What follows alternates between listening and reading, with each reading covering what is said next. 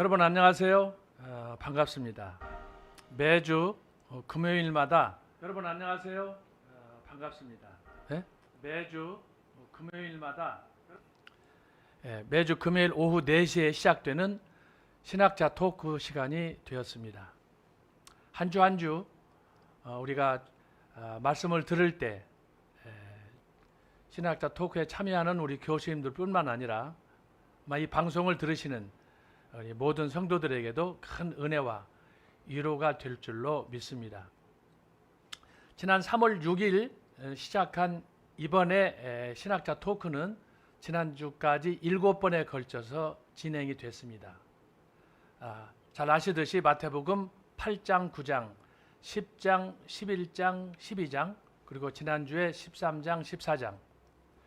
자, 오늘부터는 예고한 대로 정광호 목사님의 요한복음에 기초해서 앞으로 요한복음 1장부터 개론 포함해서 21장까지 약 22회에 걸쳐서 진행이 되겠습니다.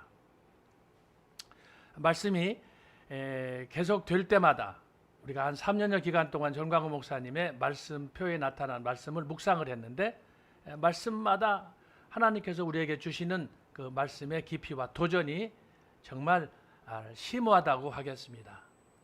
그동안 함께 하신 여러분들에게 감사드리며 자, 오늘부터 시작되는 요한복음을 중심으로 한 신학자 토크 여러분들이 기대하셔도 좋겠습니다. 그러면 오늘 신학자 토크에 앞서서 함께 하시는 교수님들 여러분 인사 올리겠습니다.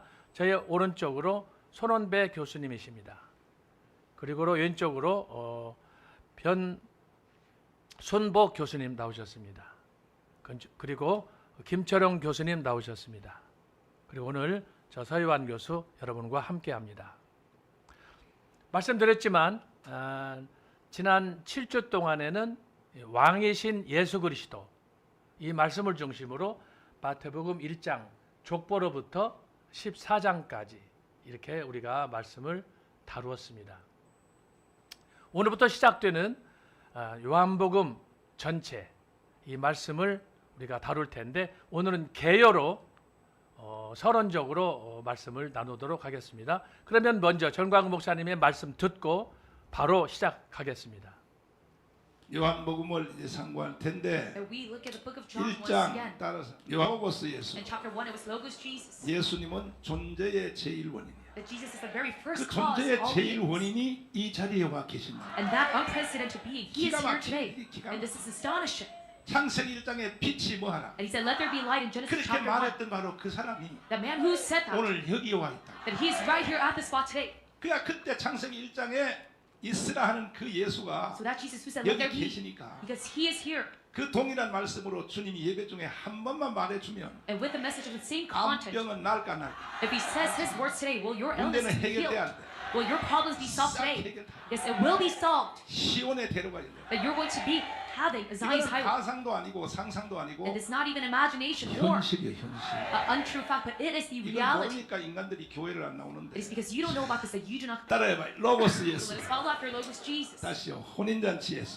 and Jesus at the wedding ceremony. 이게 혼인잔치라. That this right now is a 우리는 wedding 한나라 갈 ceremony. 때까지 Until we reach heaven, 혼인잔치 하다가 천국에 가자. that we perform this wedding ceremony until we Amen. reach heaven. Amen. 소상집 할래요? 혼인잔치야. Do you want to be in a mourner's house or a wedding ceremony? 소상집으로 사는 사람이 많아. But there's a lot of people who live their life as mourners. 집구석이 초상집이고. That is like a funeral service inside your 따라 household. 따라서 뱀을 And let us follow 십자가에 after. 못 박자. Jesus who crucified the serpent on the 뱀을 cross. 십자가에 못 박은 예수. Jesus who crucified the 오늘도 serpent on the 예배 cross. 통해서 뱀들이 And even through our worship today, 싹 십자가에 못 박아. let all of your serpents be crucified on the 뱀들이 cross. 다 죽어야 돼. That they must all be put to death. 할렐루야. Amen.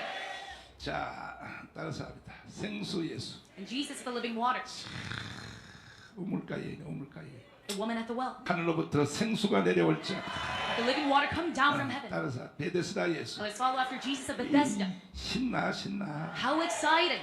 어떤 병에 걸렸든지 No matter what kind of illness that you have, 육신의 병도 whether it's a physical illness, 가정의 병도 or the family, 자녀의 병도 or the children, 영적인 병도 or a spiritual one, 한 번만 들어가면 싹 나. if you just go in there once, that you will 그 be completely 베데스다가 healed. 지금 여기에 와 계시. And that Bethesda, it is here today. 그건 얼마나 감사하냐. So how thankful are you at this fact? 감사해요 안 해요? Are you thankful or not? 행복하지? Are you happy or not? 봐요, 다 예수가 Just look. 로고스 예수, That Jesus, through his 혼인잔치 logos 예수, and the wedding 뱀을 ceremony 십자가에 못 박은 and 예수, crucifying the serpent on the 생수 cross 예수, and the living water 베데스다 예수. and the Bethesda. 아멘. Amen. 따라서 떡 예수, So let us follow after Jesus the bread, 성찬 예수. Jesus of the communion. 자, 중교회 권사님 간증 잘 아시죠? And you know about the testimony of the 오늘도 elder 주님이 deaconess of 여러분 Jubilee Church. 집에다가 And even today, Jesus, 떡과 포도주를 넣어줄까 안 넣어줄까? will he give you the communion of the wine and the bread inside 더 your mouth? 먼저 넣어주는 사람은 어떤 사람이 넣어주냐? And those who receive it first 아멘 하는 hand. 사람한테. It is those who shout amen with their mouth. 그래서 아멘이 중요해요. And that's why amen, it is so important 입에다가 떡과 포도주 넣어. that he gives you bread and wine inside your mouth. 아멘. Amen. 아버지 불러만 봐도 9번은 뭐야? And what is salvation? 따라서 합니다. 실로암 예수. It is Jesus of Shalom. 우리 예수님이 That our Jesus, 오늘도 여러분에게 이런 걸 다 해주시려고 that even for you today, he wants to 지금 perform all of 성령으로 these. 여기 와 계십니다. That is why he is here as the Holy Spirit today. 약의 문 예수.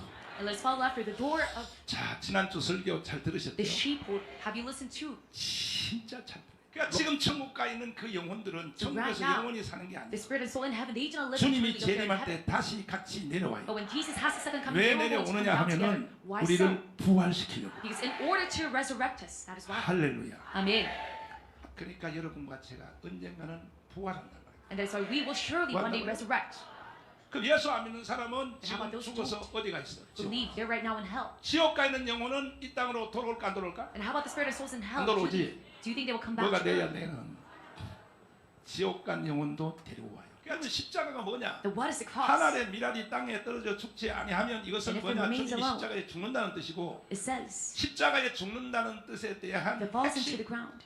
핵심 해석을 주님이 이렇게 합니다. That symbolizes the crucifixion. 우리는 그동안에 십자가 하면 막 피 흘려 죽으시고 key point 고난 of this 당하시고 interpretation 가시에 is, 면류관 If 쓰시고 you think about the 이렇게만 crucifixion, 십자가를 알잖아. you must think about the bloodshed or 그것도 the 십자가 crown. 중에 하나지만 Yes, that is part of 그거는 the 외형 cross. 껍데기요. But that is only the surface level of 십자가의 the cross. 알맹이는 25절에 있어요. The 25절. true 이 생명을 사랑하는 자는 잃어버릴 것이요 이 세상에서 자기 생명을 미워하는 자는 영생하도록 보존하리라. 그러면 십자가와 자범죄를 해결한다는 거예요. it says that it was solved. Original 원죄는 sin. 뭐냐? 내가 self-sin. 태어나기 전부터 What is original sin? It is before my 부모님이 birth. 진 죄가 있지. That you have your parents. 아담이 진 죄가 있지. The sin that Adam 뿌리에 committed. 죄가 있지. That you have the sin of the 유전적인 root. 죄가 있죠. That you have this genetic 그건 sin. 나와 관계없어. And that is unrelated to you. 부모님이 이미 나를 뱃속에 잉태했을 때 죄를 졌다고. Because my parents, when they had 그러면 me, 그걸 they 어떻게 sinned. 보느냐면 공범으로 보는 When 거예요. they're 공범. pregnant. Because that 뭐라고 makes 본다고요? you a culprit. 우리는 원죄를 용서받고도 또 죄를 져요 안 져요? But even though we're forgiven by 요거는 original sin, we still 자범죄라고 sin. 해요, 자범죄. That we call 무슨 self-committed 죄요? sin. 지가 책임을 져야 되는 죄야. It is a sin that you must 조상이 bear the 진 죄가 responsibility. 아니고. 그런데 어느 날 우리 예수님이 말씀하시기를 But one day Jesus says, 나는 간다는 거예요. 이제 간다. so I'm going to go. 내가 왔던 곳으로 간다. 이거. I'm going to leave back to the place where I 왔던 came 곳이 from. 어디냐? 하나님의 나라로. And where is that? That's God's kingdom. 그때 제자들은요 보통 걱정이 아닙니다. And at that moment, the disciples are so full of concern. 아니 우리와 함께 3년 반을 살았는데 Because you lived together with us for 3.5 years. 가기는 어디를 가냐 Where 이거야. are you going to go? 그때 예수님이 말씀했습니다. But at that moment, Jesus says, 내가 가면 내가 너희에게로 나보다가 더 좋은 보혜사를 보내주리라. if I leave, then I'm going to give you a 보혜사, helper that is even better than I am. 보혜사. So let's follow up. 예수 그리스도가 곧 생명나무라. So Jesus Christ, He is the tree of 이해됐어요? life. Do you understand this? 그러니까 결국 그걸 에덴 동산식으로 말하면 So if you talk about this in the 선악과 Garden of 따먹을래 Eden, 이걸 뭐냐? 사탄하고 살래 if you're 이거야. to ask, do you want to live with 생명나무 man? 따먹을래? 예수 믿을래 이 It's 말이야. equivalent to asking, do you want to 이미 go to Satan? 에덴 동산 안에도 예수와 사탄이가 동시에 있었다 So 이거야. already in the garden, 보혜사야 보혜사. who is that being? That is the helper, 파라크레토스야. the paraclete. 1000억짜리 변호사보다 더 센 사람이야. He's even better than attorney that 믿습니까? costs 100 billion 내가 won. 지금 여러분에게 붙여주는 이 파라크레토스 변호사는 So right now, this paraclete 육신의 attorney that I give to 사건만 you, 변론한 게 아니야. it is not only regarding 여러분들을 세루살렘까지고 데려가고 your physical life, but He drives you all the way to Jerusalem. 모든 전반에 다 자문을 해줘. That He texts and talks for you. 하나님의 성령은 우리를 위로만 하는 영이 아닙니다. And God's Holy Spirit does not only give us 때에 따라서는 condolence, 우리를 위하여 but from time to time, 유익한 책망을 하는 겁니다. He gives us beneficial rebuking 이 in school. 책망은 아주 굉장히 우리에게 유익합니다. And this rebuking is very beneficial to 예, us. 주로 세 가지를 책망하는데 So it is regarding 3 kinds. 보혜사 성령은 위로만 하는 영이 It 아니고 does not only give you condolences. 첫째로 And number 1, 성령은 우리 하나님의 회의에서 한 그 약속을 The promise from the meeting. 예수님은 사람으로 이 땅에 와서 That Jesus came down as man 다 완성했다 이거야. and completed all 이제 of 다 his work. 완성했으니 이제는 And because he has completed 성부 하나님, 성자 하나님, 성령 하나님이 the Trinity God, 회의에서 결의한 대로 what they have made 이제 오늘부터는 내가 하자는 대로 해야 된다. as a resolution in that meeting, 그러니까 삼위일체 하나님의 모든 것들이 예수님께 위임된 거예요. that they must follow with their. 내가 기도하는 것은 지금 12제자만 위해서 하는 것이 아니라 So I'm not only praying for these 12제자들의 disciples, 복음을 믿고 but those who 앞으로도 believe 믿을 사람, the 주님이 gospel 재림할 of these 때까지 disciples, up 그 until 모든 Jesus' second 사람을 coming, 다 포함하여 기도한다 이거예요. that all of these saints 그러니까 as a 지금 whole. 우리 주님이 하나님 보좌 우편에서 기도하는 내용 중에 Jesus is 여러분이 praying. 들어갔어 안 들어갔어? So are you incorporated in Jesus' 들어갔다고 prayer? 들어갔어. Yes, you are. 빌라도의 자리에 영원히 앉아 있을래 내려올래? Do you want to sit eternally up on the sit or come down? 그러면 빌라도의 자리는 예수를 앉혀야 되는 거야. Then at Pilate's seat, you must put 그때 Jesus. 빌라도가 내려와서 엎드려 절하면서 And at the moment of Pilate, 창조주께서 어찌 여기 재판을 받으러 and 오셨습니까? knelt down in front of 내가 him. 재판을 받을 테니 여기에 판사석에 앉으셔서 How come you as creator come? 이렇게 했어야 되거든. 세 개의 십자가. So follow after me the three cross. 여러분은 왼편 강도 이 십자가의 길로 가면 돼 안 돼? Should you go by the path of the thief? 죽을 때까지 of the left. 이 사람은 못 깨닫는. 그 다음에 오른편 강도, 오른편 thief of the 강도는 right. 참 아슬아슬하게 구원받았는데 He narrowly gained salvation. 오른편 강도는 구원을 받았지만 But though he gained salvation, 왜? 예수님 십자가를 이해했기 때문에. because he understood the cross of Jesus. Our sins. 예수여, 따서 예수여, And he said, Jesus, 낙원에 이를 때 that when we reach 나를 heaven, 데리고 가주세요. take me with you. 그랬더니 예수님 뭐라고 So 대답했어? what did Jesus answer by saying? Yes, okay. He said, yes, okay. 그러나 이거는 부끄러운 거니 이게 부끄러운. But this is 이게 embarrassing 바로 salvation.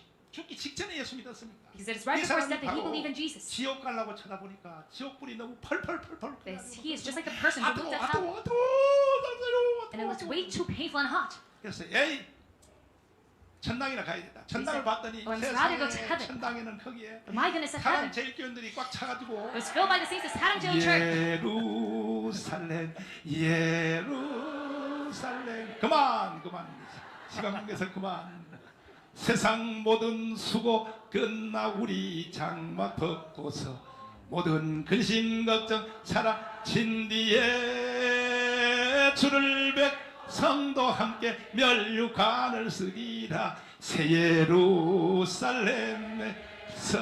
그만 오늘은 다 시간 관계상 그만이야. Let's end quickly. 저 건너편 강원덕에 아름다운 집이 또다 믿는 이만 그곳으로 가겠네. 그만. 새 원리는 똑같아. But the principle of the resurrection is the 부활은 same. 그냥 일어나는 것이 아니에요. But it does not happen here, 예수의 시체가 있는 그 자리에서 but it happens where Jesus' dead 아리마대 body 요셉의 is. 무덤에서 부활하는 것처럼 Just like Jesus was resurrected at the graveyard of 예수의 Joseph. 시체가 있는 거기서 부활하는 It is the location where Jesus' dead body, 부활을 and that is why. 예수님 제 아들을 3년 반 동안 별걸 다 가르쳤어. But the 다 disciples, 가르치고 나서 for 3.5 years, 요한복음 so many. 19장에 드디어 한 말이 숨을 내쉬며 and finally on 뭐냐? John 20, he breathed 공사 out and said, 끝났다는 거야. "My construction has 제자들 been 공사 completed. 끝났다는 거야. That you are all 로마를 먹을 finished. 로마를 복음화시킬 준비 끝났다는 거야. That you're all prepared 열두 to 제자 120문들을 통하여 devour Rome 로마를 기독교 나라 through the 120 예수 나라 saints. 만드는 준비 작업이 끝났다는 거야. You can evangelize Rome."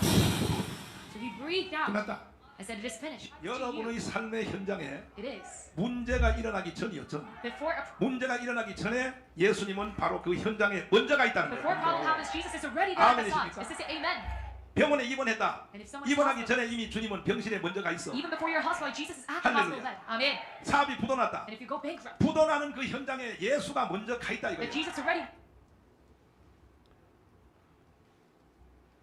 예, 지금까지 정광훈 목사님의 요한복음에 관한 개론적인 내용 1장부터 한 6장까지 말씀하시고 또 마지막에는 요한복음 20장 또 21장 이렇게 말씀해 주셨습니다.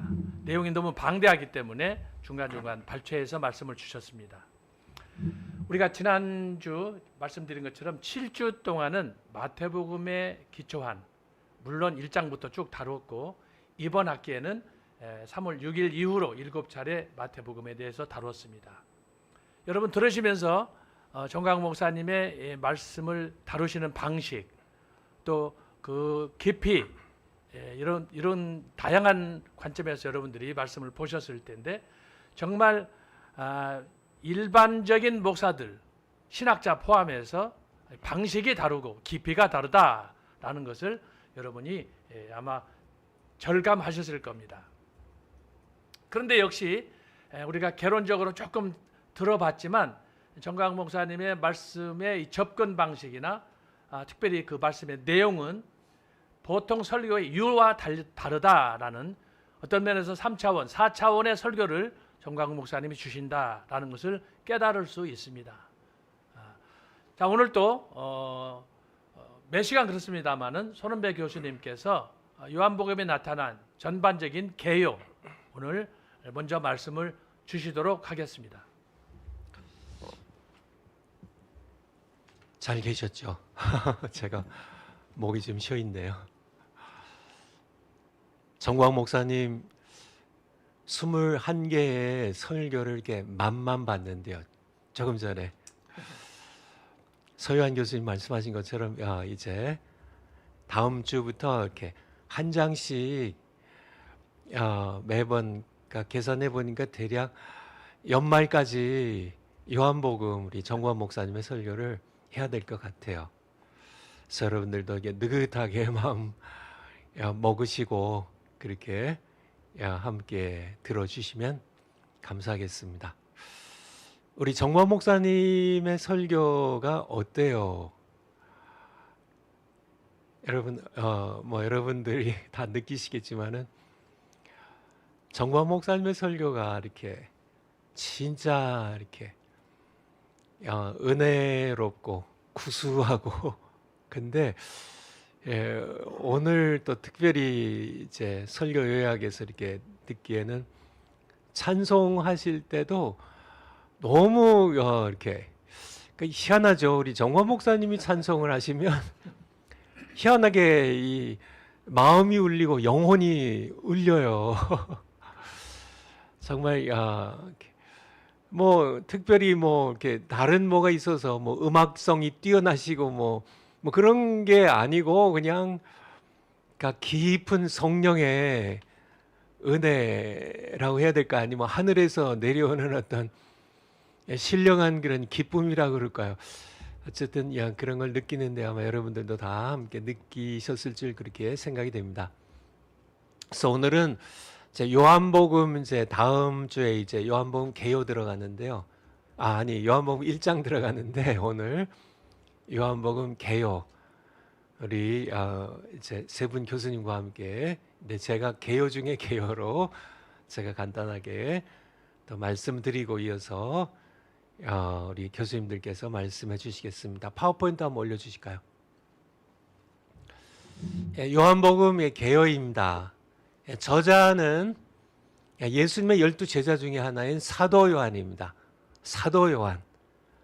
그래서 우리가 요한복음에서 이 저자에 대하여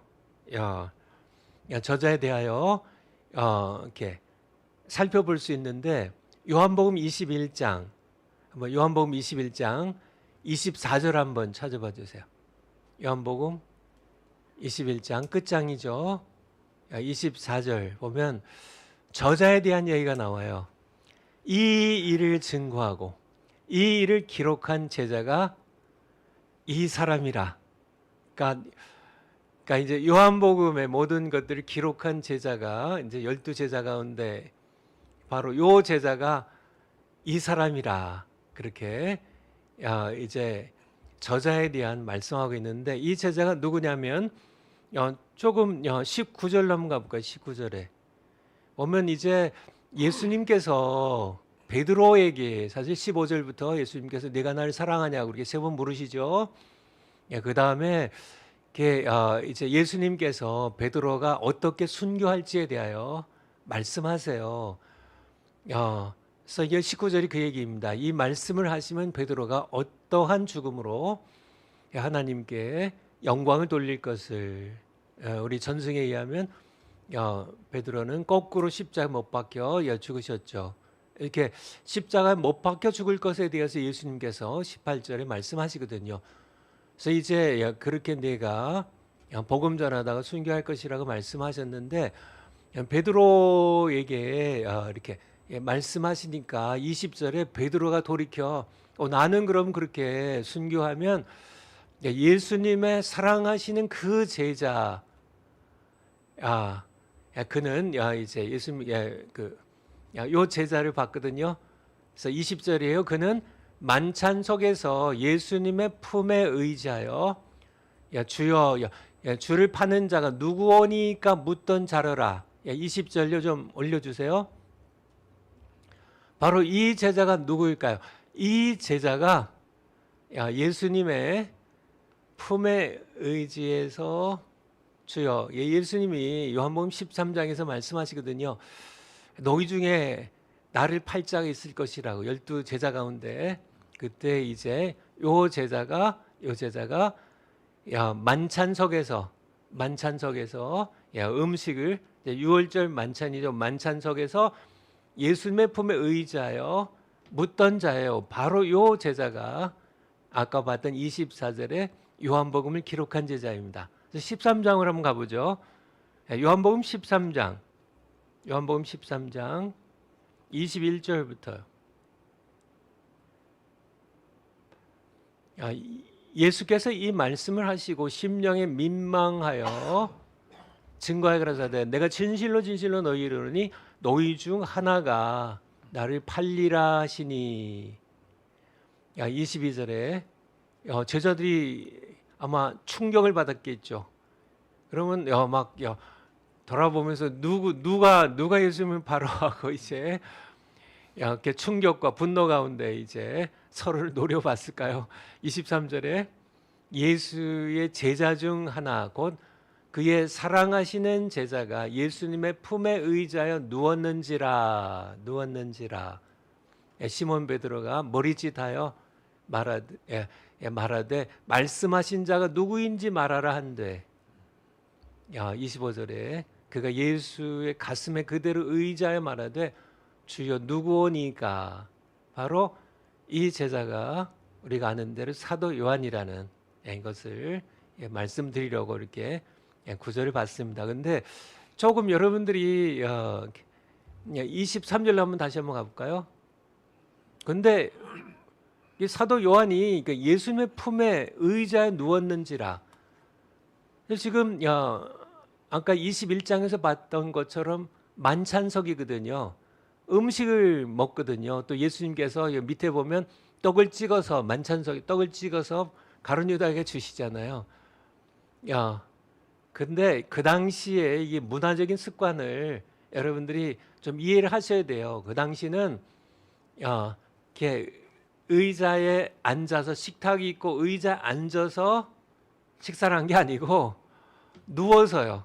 주로 이제 왼편으로 이렇게 비스듬하게 누워가지고 식사를 했어요.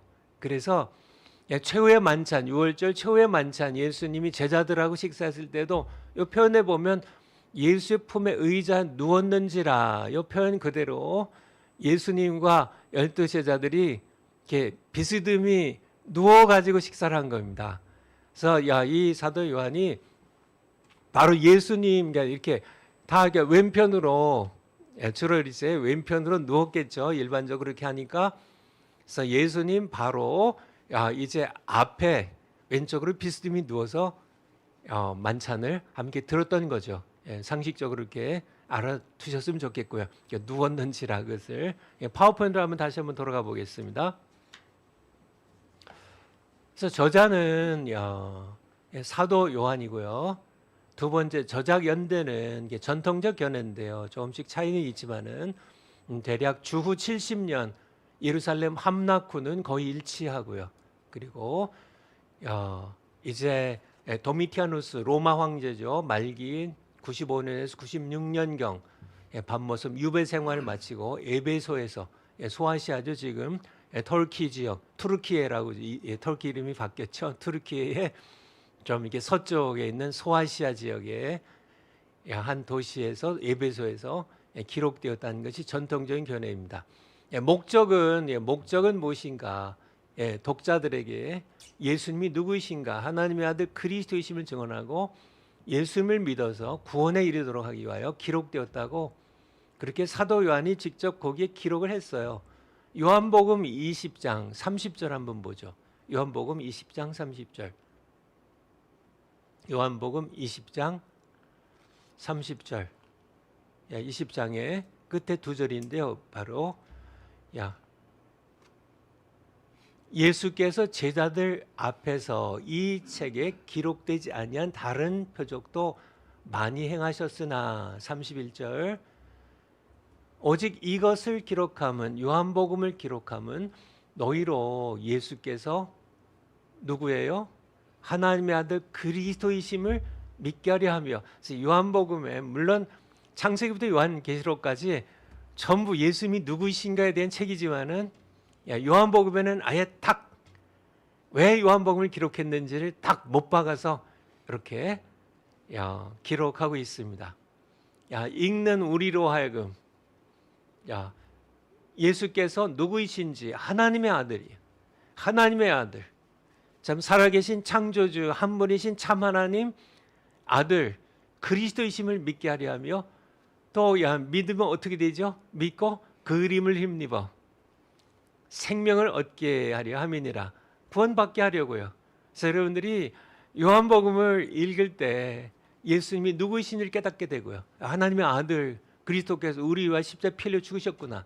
그래서 우리가 믿으면 그 이름을 힘입어 생명을, 영원한 생명, 구원을 얻게 돼요. 이것이 바로 요한복음이 기록된 그런 목적입니다. 파워포인트로 한번 다시 한번 가보죠. 그래서 구조에 대해서 여러 가지로 이렇게 나눌 수 있어요. 근데 제가 요한복음을 읽으면서 파워포인트 올려주실까요? 구조 이것이 이렇게 저에게는 상당히 합리적인 그런 구분으로 이렇게 생각이 됩니다.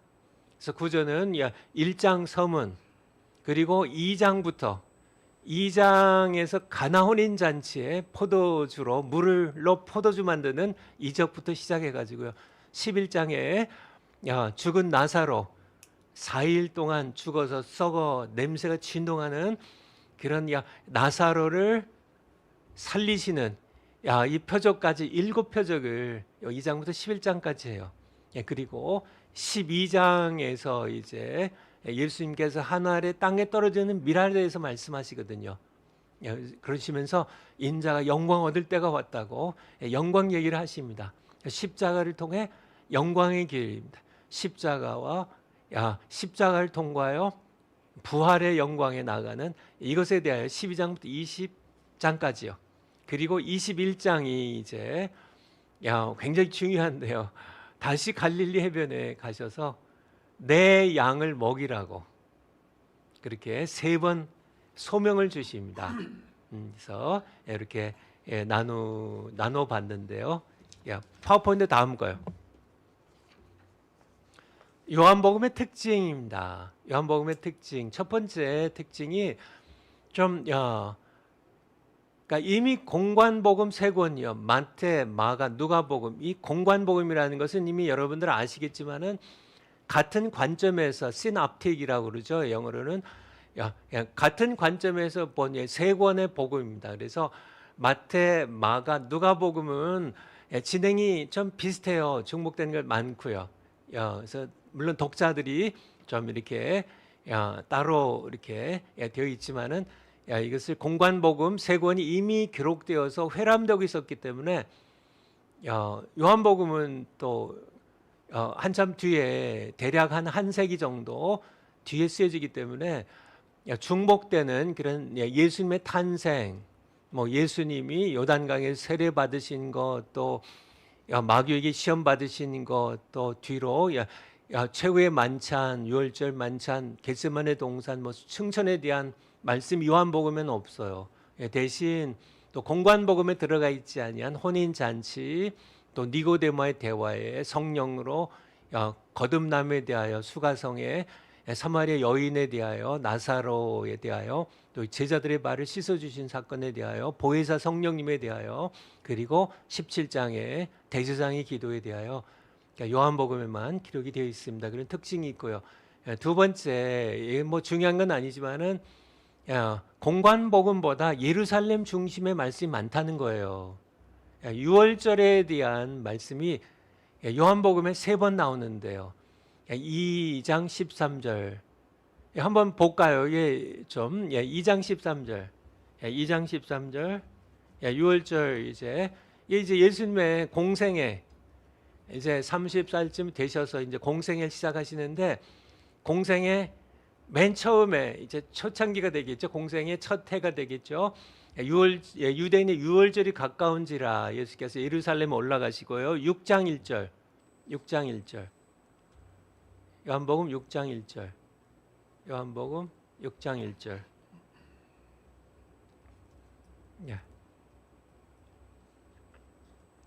예. 6장 1절이 아니네요.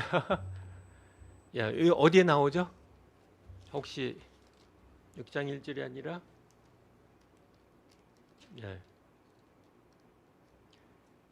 또 6월절에 대해서 6장 4절이네요. 제가 타이핑을 잘 못했네요. 6장 4절. 6장 4절. 마침 유대인의 명절인 6월절이 가까운지라. 그렇죠? 두 번이죠. 이제 예수님의 공생의 두 번째 해요. 12장 1절. 12장 1절. 제가 12장 1절. 여기 이제 11장부터 나오지만은 12장 1절에 이제 예수님이 십자 못 박기 돌아가시기 전 6월절이에요. 바로 전 사실 6월절 이 6월절에 예수님 십자 못 박히시죠. 3번 나와요. 그래서 예수님의 공생애를 3년 혹은 3년 반을 얘기하는데 어떻게 알아요?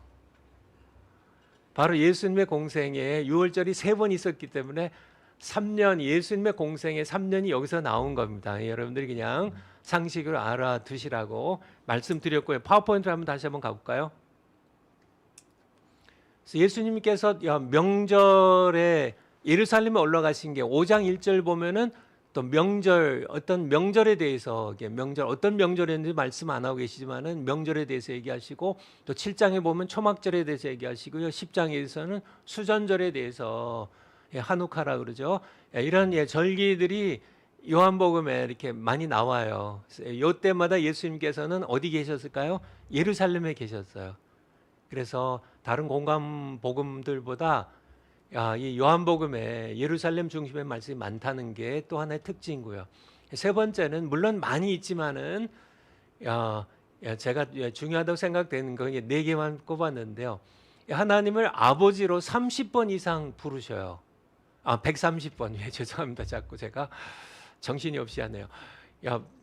제가 세어보니까 사실 150번 좀 넘는 것 같은데 안전하게 그냥 130번으로 했습니다. 제가 일일이 요한복음을 1장부터 21장까지 읽으면서 제가 조사한 게 아니라 이렇게 이제 아버지를 이렇게 치면은 쫙 이렇게 어디에 이렇게 나오는지 쫙 나오는 그런 찾아보기 저기가 있어요. 그래서 거기서 이렇게 찾아봐서 제가 세본 거는 150번 이상 되는 것 같은데 어쨌든 130번 이상 부르심으로 예수님 자신의 신성이 하나님 되심과 아버지와의 친밀하심을 나타냈다는 거예요. 특히 14장과 17장에 보면 60번 이상 사용되었어요. 60번 이상. 그래서 예를 들어서 14장, 한번 14장 2절입니다. 14장 2절. 14장 2절. 보면 그러니까 내 아버지 집에 거할 곳이 많도다. 이렇게 아버지에 대해서는 말씀을 130번 이상 요한복음에서만요. 제가 이렇게 파악하기로는 14장에서만 23번을 말씀하고 계세요. 이게 아버지라고. 17장에는 더 많이 나오는데 여기서는 한 40번 정도를 아버지에 대한 얘기를 하세요. 그러니까 요한복음 17장에서 요 한 장에서 예수님께서 아버지라는 말씀을 40번 이게 엄청 많이 하는 거죠. 한번 17장 1절인데 17장 1절. 17장 1절. 계속 말씀하시는데요. 예수께서 이 말씀하시고 눈을 들어 하늘을 우러러 가사대 아버지여 아버지여. 여기 한번 나오죠. 때가 이르렀사오니 십자가 못 박히실 때가 이르렀사오니 아들을 영화롭게 하사 아들로 아버지를 영화롭게 하게 하옵소서. 그러니까 여기 두 번 나오죠. 2절에 아버지께서 아들에게 주신 모든 자에게 그러니까 계속 아버지 얘기가 나와요. 8절로 여기 다 보기 그러니까 8절로 한번 가보죠. 여기 보면은 나는 아버지께서 내게 주신 말씀을 저에게 주어 싸우며 저희는 이것을 받고 내가 아버지께로부터 나온 줄을 참으로 아오며 아버지께서 나를 보내신 줄도 믿어 싸움나이다.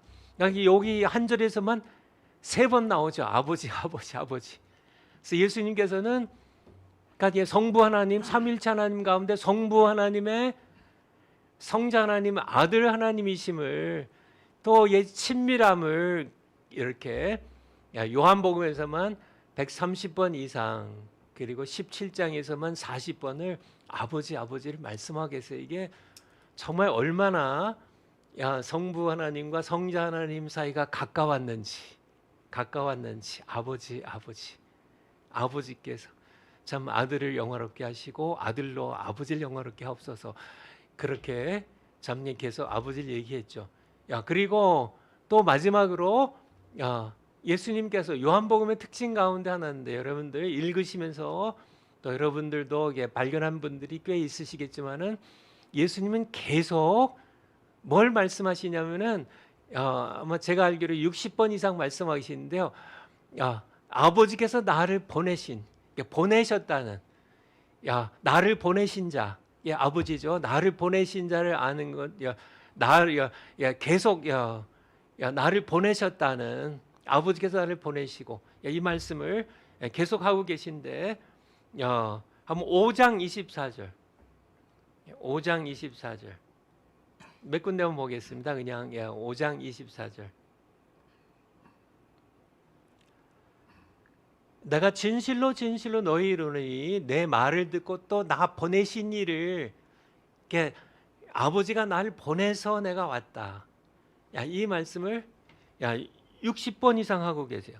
40번이네요. 제가 이렇게 착각했습니다. 40번 이상 하고 계세요. 40번 이상.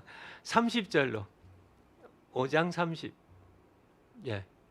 계속 내가 아무것도 스스로 할 수 없노라. 듣는 대로 심판하노니 나는 나의 원대로 하려 하지 않고 나를 보내신 이에. 그러니까 자신이 보냄을 받아 왔다는 사실 계속 말씀하고 계시죠. 6장 29절. 6장 29절. 6장 29절. 예수께서 대답하여 가라사대 하나님의 보내신 자를 믿는 것이 그래서 하나님이 아버지께서 아들을 보내신 거죠. 하나님의 보내신 자. 그러니까 예수님은 내가 그냥 온 게 아니라 내 아버지께서 보내서 왔다는 이 말씀을 계속 반복하고 계세요. 38절 좀 내려가셔서 내가 하늘로서 내려온 것은 내 뜻을 행하려 함이 아니요. 39절 나를 보내신 이의 뜻을 행하려 함이라. 나를 보내신 이의 뜻은 계속 나를 보내시니 나를 보내셔서 내가 왔다고요. 44절 계속 반복되죠. 44절 나를 보내신 아버지께서 이끌지 아니하면 나를 보내신 아버지께서 우리 17장이 중요한데요. 17장 3절 17장 3절 요한복음 17장 3절 영생은 곧 유일하신 참 하나님과 그의 보내신 자 예수 그리스도를 아는 것이니이다. 17장의 21절로요. 21절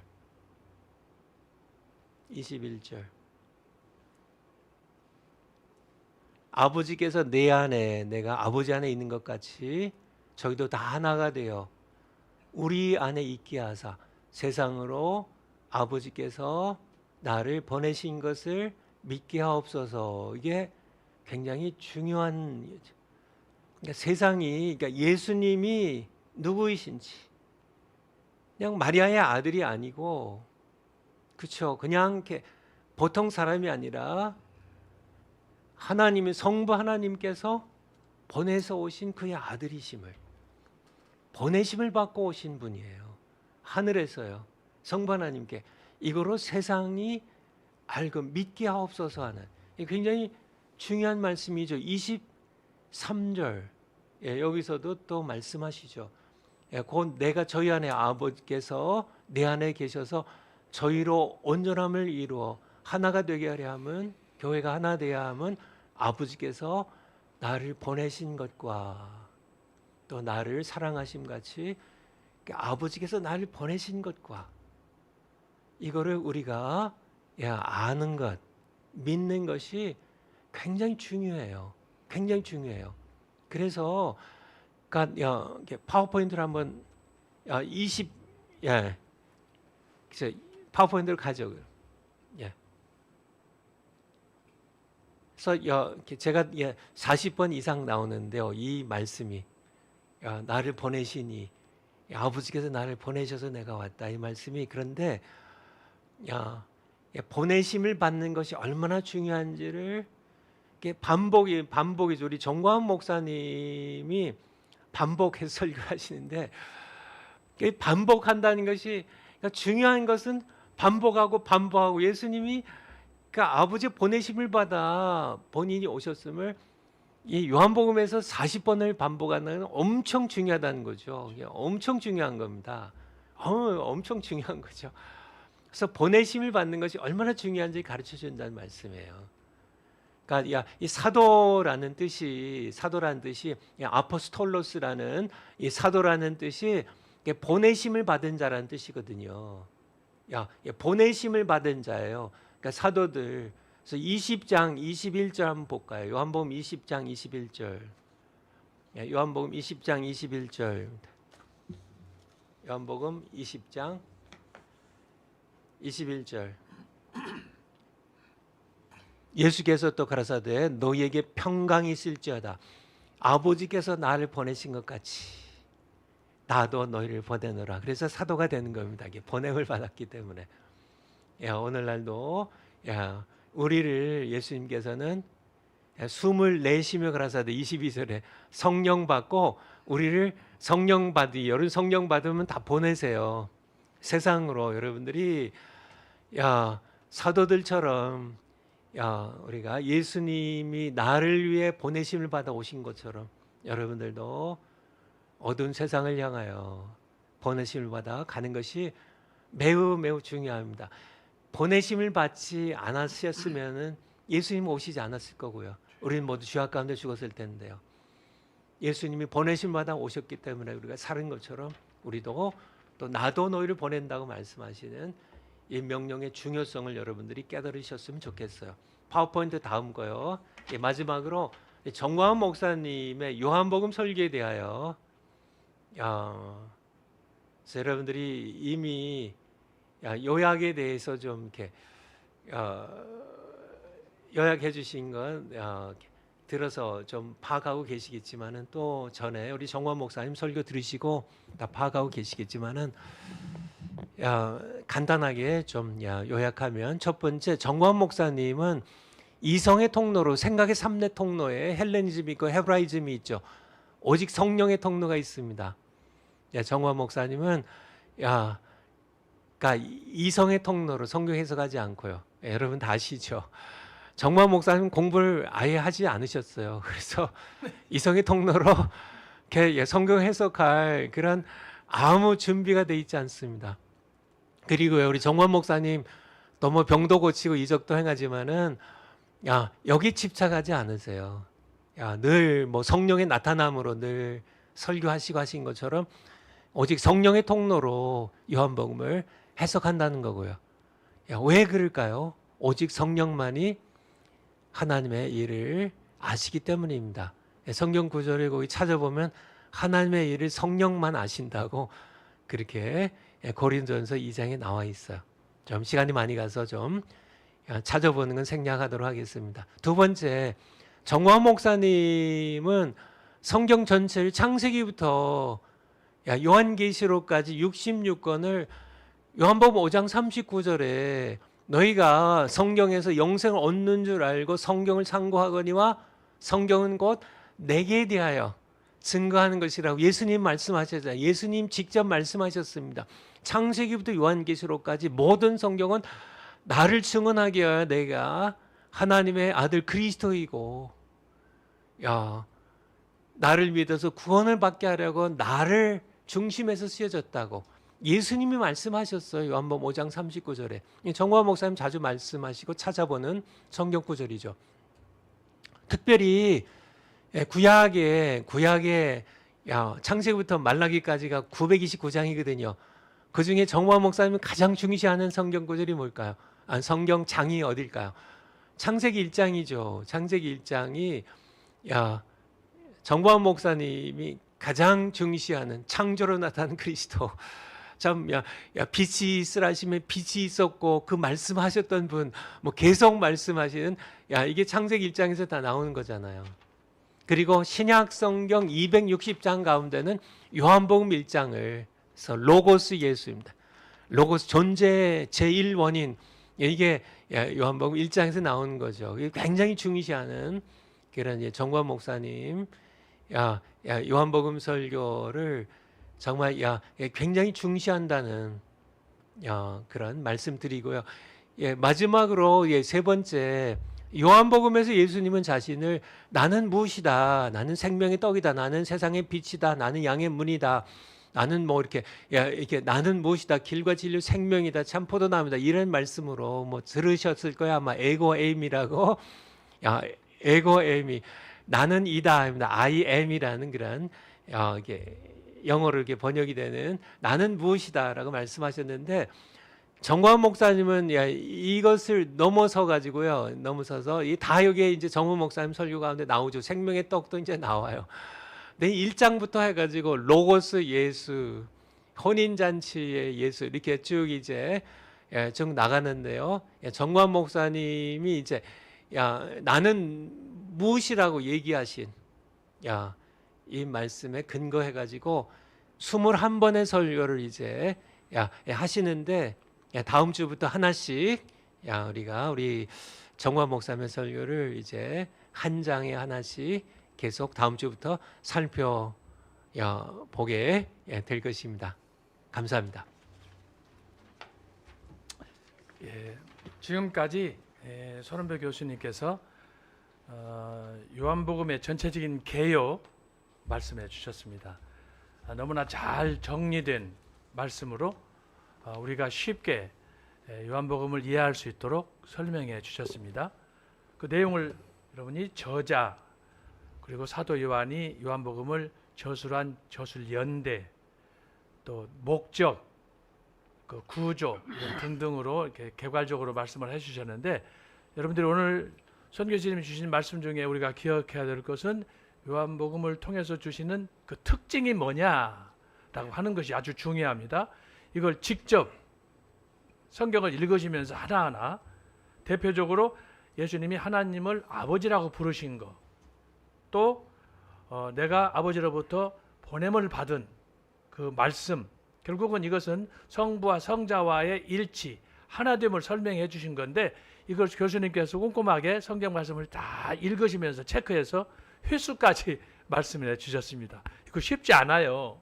그런데 꼼꼼하게 이걸 챙기셨고 특별히 이 보내심을 받았다는 부분에서 예수님의 제자들, 아포스토라는 이 제자들이 보내심을 받았다, 사도다 그것을 말씀해 주셨고 마지막에 전광훈 목사님의 설교 특징, 강조점 이것을 설명해 주셨습니다. 창세기와 요한복음, 구약과 신약의 조화롭게 이렇게 말씀을 잘 정리해 주셨습니다.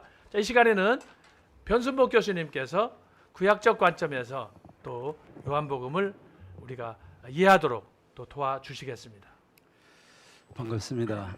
우리 오늘 늘 그렇지만은 우리 손은배 교수님께서 너무너무 잘 해주셨기 때문에 뭐 더 많이 말씀드릴 것은 없어요.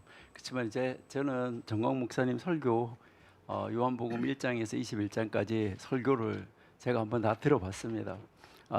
그러고 나서 거기에서 전체적으로 무엇을 말씀하시고 있나 이것을 가지고 오늘 제가 말씀드리고 다음 주부터 이제 하나씩 들어가면 좋겠다 이렇게 생각을 합니다.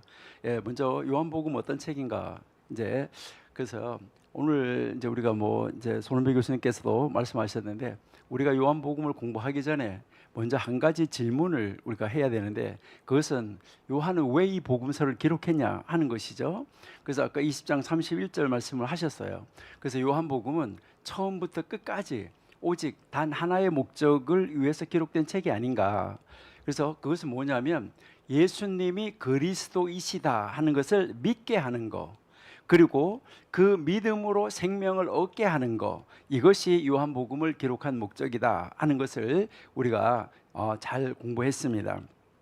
우리가 이 요한복음을 읽고 공부하는 이유도 바로 여기에 있다 이렇게 생각이 됩니다. 그 다음 표를 한번 올려주세요. 여기에서 우리가 먼저 요한복음이 다른 복음서들과 아까 이렇게 비교해 주셨는데 요한복음 이게 다른 복음서하고는 많이 다르다는 것이죠. 세 복음서가 비슷한 관점에서 봐서 공간 복음서다 이렇게 이야기를 하는데 그 공간 복음서는 바로 예수님의 생애를 기록하고 있죠.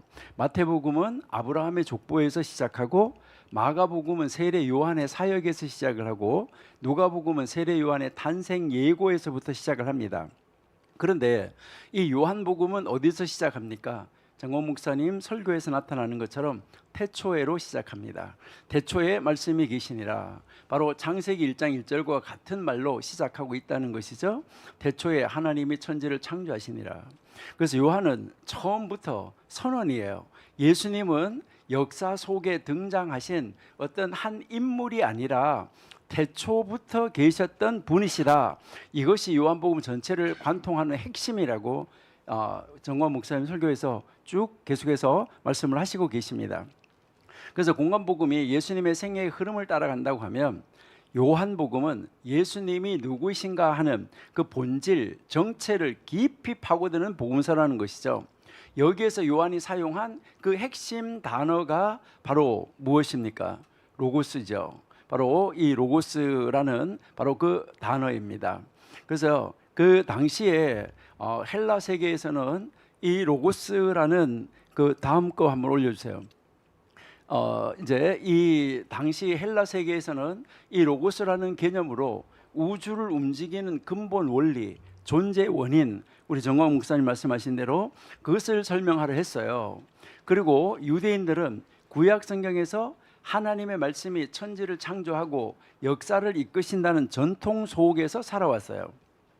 요한은 바로 이 헬라 세계와 유대 세계, 이 두 세계를 향해서 동시에 선포하고 있습니다. 너희가 그토록 찾던 그것, 너희가 그토록 기다리던 그분, 바로 그분이 예수 그리스도다. 이것을 정관 목사님께서 아주 명확하게 가르쳐주고 있는 것이죠.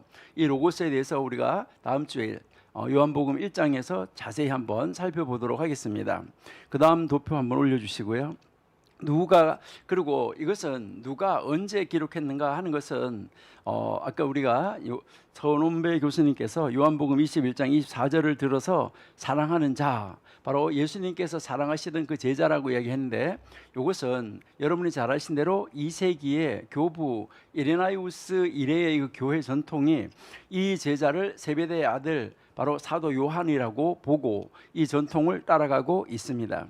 그래서 이 요한은 예수님의 12제자 중에 한 사람이다. 야고보의 형제다. 그리고 예수님께 특별히 사랑받는 사람이었다 하는 것이죠. 그 다음 이제 그 주후 아까 70년 이후 이렇게 이야기하시는데 95년 96년 사이에 요한이 에베소에서 기록했다 이렇게 볼 수 있겠죠. 그 다음 이제 지금 올라가 있는 도표를 한번 보시면은 요한복음을 한눈에 보는데 아까 우리 손은배 교수님께서 나누셨던 거하고 조금 다를 수 있어요. 그러나 아까 이제 손은배 교수님께서 말씀하셨는데 그 관점이 조금 차이가 있다라는 것을 우리가 볼 수가 있는데 여기서 1부에서 제일 밑에 장소를 한번 보세요. 1부에서 장소는 갈릴리에서 예루살렘 왔다 갔다 하는 것이었었고 그다음에 2부는 예루살렘 다락방이었었습니다. 그리고요, 이 3부는 예루살렘에서 다시 갈릴리로 왔다 갔다 하는 것을 볼 수 있는데 1부에서는 약 3년간, 그리고요 2부에서는 단 하루 저녁에 있었던 사건이 13장에서 17장입니다. 그리고 이제 3부에서는 약 몇 주간의 기간이다. 이것을 여러분이 도표를 따라서 보시면 이제 좋겠는데요. 자, 1부 한번 보세요. 1부에서는 예수님이 누구신가 하는 것입니다. 그러니까 이 사람이 정말 하나님의 아들이냐? 이것을 말하는 거예요. 그래서 요한복음의 첫 번째 큰 단락에서 흔히 이 책을 표적의 책이다 이렇게 이야기를 합니다. 1장에서 12장까지를. 그래서 태초에 말씀이 계시니라는 장엄한 선언으로 시작을 하죠. 요한은 예수님의 탄생 이야기 대신에 그 예수님이 창조 이전부터 하나님과 함께 계셨다, 바로 그분이 영원한 말씀이다, 이걸 먼저 선포하는 것이죠. 이것이 공관복음과 가장 크게 다른 출발점이라 하는 것이고요. 그래서 2장에서부터 이제 이 12장까지는 7가지 표적 이야기가 바로 이 전체의 뼈대를 이룬다라는 것인데요. 한번 올려줘 보실래요? 다음 거. 다음 표요. 다음 표. 예, 여기에서 이제 보시면 아까 그 손은배 교수님께서 말씀하셨던 그 7가지 이 표가 여기 7가지 이 기적에 대해서 정확하게 지금 여러분들에게 지금 보여드리고 있는데요. 그러니까 이 표를 여러분들이 한번 보시면은 몇 장에서 뭐 어떻게, 그래서 여기서 물을 포도주로 풍성한 은혜, 그 다음에 왕의 신의 아들 치유, 말씀의 능력, 38년 된 병자, 안식일 주인, 5,000명을 먹이심, 생명의 떡, 무리를 거르심, 두려움을 이기심, 날 때부터 맹인 치유, 세상의 빛, 나사로 부활, 부활이요 생명, 이것을 이제 중심으로 이제 가르쳐 주고 있는 것을 우리가 이제 볼 수 있습니다. 그래서 이 7 표적은 단순한 이적이 아니라 바로 각각 예수님이 누구인가라는 질문에 대한 아주 명확한 대답을 주는 그런 말씀이다라는 것을 우리에게 가르쳐 주는 것이죠. 다시 앞에 표를 올려주세요. 이제 그런데 여기서 역설적이게도 이 놀라운 표적들은 바로 이 표적들을 눈으로 직접 목격한 유대 지도자들은 예수님을 점점 더 강하게 거부한다는 거예요. 그래서 12장은 이 단락의 결론으로 바로 그들의 불신앙을 이사야의 말씀으로 해석하면서 여기서 일부를 닫고 있다 하는 것이고요. 그래서 이 단락의 핵심 단어는 믿음이라는 것입니다. 아까 우리 손은배 교수님께서 하나님 아버지 그리고 부르심을 보내셨다 하는 단어 굉장히 여러 번 나오신다고 그랬잖아요. 예, 요한복음에서는요 믿는다라는 단어도 거의 100번, 뭐 정확하게 98번 나온다고 그렇게 이야기를 하는데요. 이 압도적인 비중이 바로 일부에 집중되어 있어요. 그래서 그 장소가 갈릴리와 예루살렘을 오가면서 이스라엘 전역을 배경으로 하고 있다는 것이죠. 그리고요 2부 두 번째 13장 17장 거기에 가보시면 핵심 단어는 예수님이 떠나신 다음에 어떻게 살아야 하나, 예수님이 마지막 날 밤 마지막에 제자들에게 가르쳐주고 있는 것이죠. 그래서 이 책을 영광의 책이다라고 이야기를 하는데 여기에서 이제 이 첫 번째 부분이 고별담화라고 이렇게 이야기를 하는 것이죠. 일부가 공개적이고 광범위한 사역을 다뤘다고 하면 2부는 아주 급격히 딱 좁아집니다. 바로 장소가 예루살렘의 한 다락방이에요. 기간은 단 하루 저녁이었었어요. 이 짧은 시간 안에 담긴 이 내용의 밀도는 성경 전체에서 유래를 찾기 어려울 것만큼 굉장히 깊은 내용을 다루고 있다는 것이죠. 그래서 13장에서 예수님이 제자들의 발을 씻기는 장면으로 시작을 하는데 이것은 섬김의 모범이죠. 죽음을 앞두고 제자들에게 전하는 가장 중요한 메시지의 몸짓 언어였다. 입이 아니라 몸짓 언어. 그래서 여기에서 예수님이 바로 자신이 곧 떠나실 것을 말씀하시고, 그러자 제자들의 당혹감, 두려움, 여기에 직접 응답을 해 주신 것이죠. 이게 14장에는 요한복음에서 가장 유명한 구절이라고 하고 우리가 잘 아는 구절이죠. 그러니까 길, 진리, 생명, 바로 예수님을 말미암지 않고는 아버지께로 올 수 없다 하는 것이잖아요. 그 다음 이어지는 15장 16장에서는 포도나무와 가지 비유를 통해서 제자들이 예수님 안에 거해야 한다라는 것을 가르쳐 주시면서 이때 누구를 보내주신다고 하냐면 바로 보혜사 성령을 보내실 것을 약속하시는 것이죠. 그러니까 예수님이 떠나신 자리를 성령님이 채워주실 것이라는 이 약속이 바로 이 마지막 그 한날 밤에 가르쳤던 바로 그 전체 메시지 중에 메시지, 핵심 메시지다 하는 것이죠. 그래서 17장은 아주 중요하다고 우리 손은배 교수님께서 말씀하셨는데, 이것은 대제사장의 기도로 불려지는 그런 장입니다. 예수님이 자기 자신을 위해서, 제자들을 위해서, 그리고 후에 그들의 말을 통해 믿게 될 모든 사람을 위해서 드려진 바로 대제사장의 기도라는 것이죠.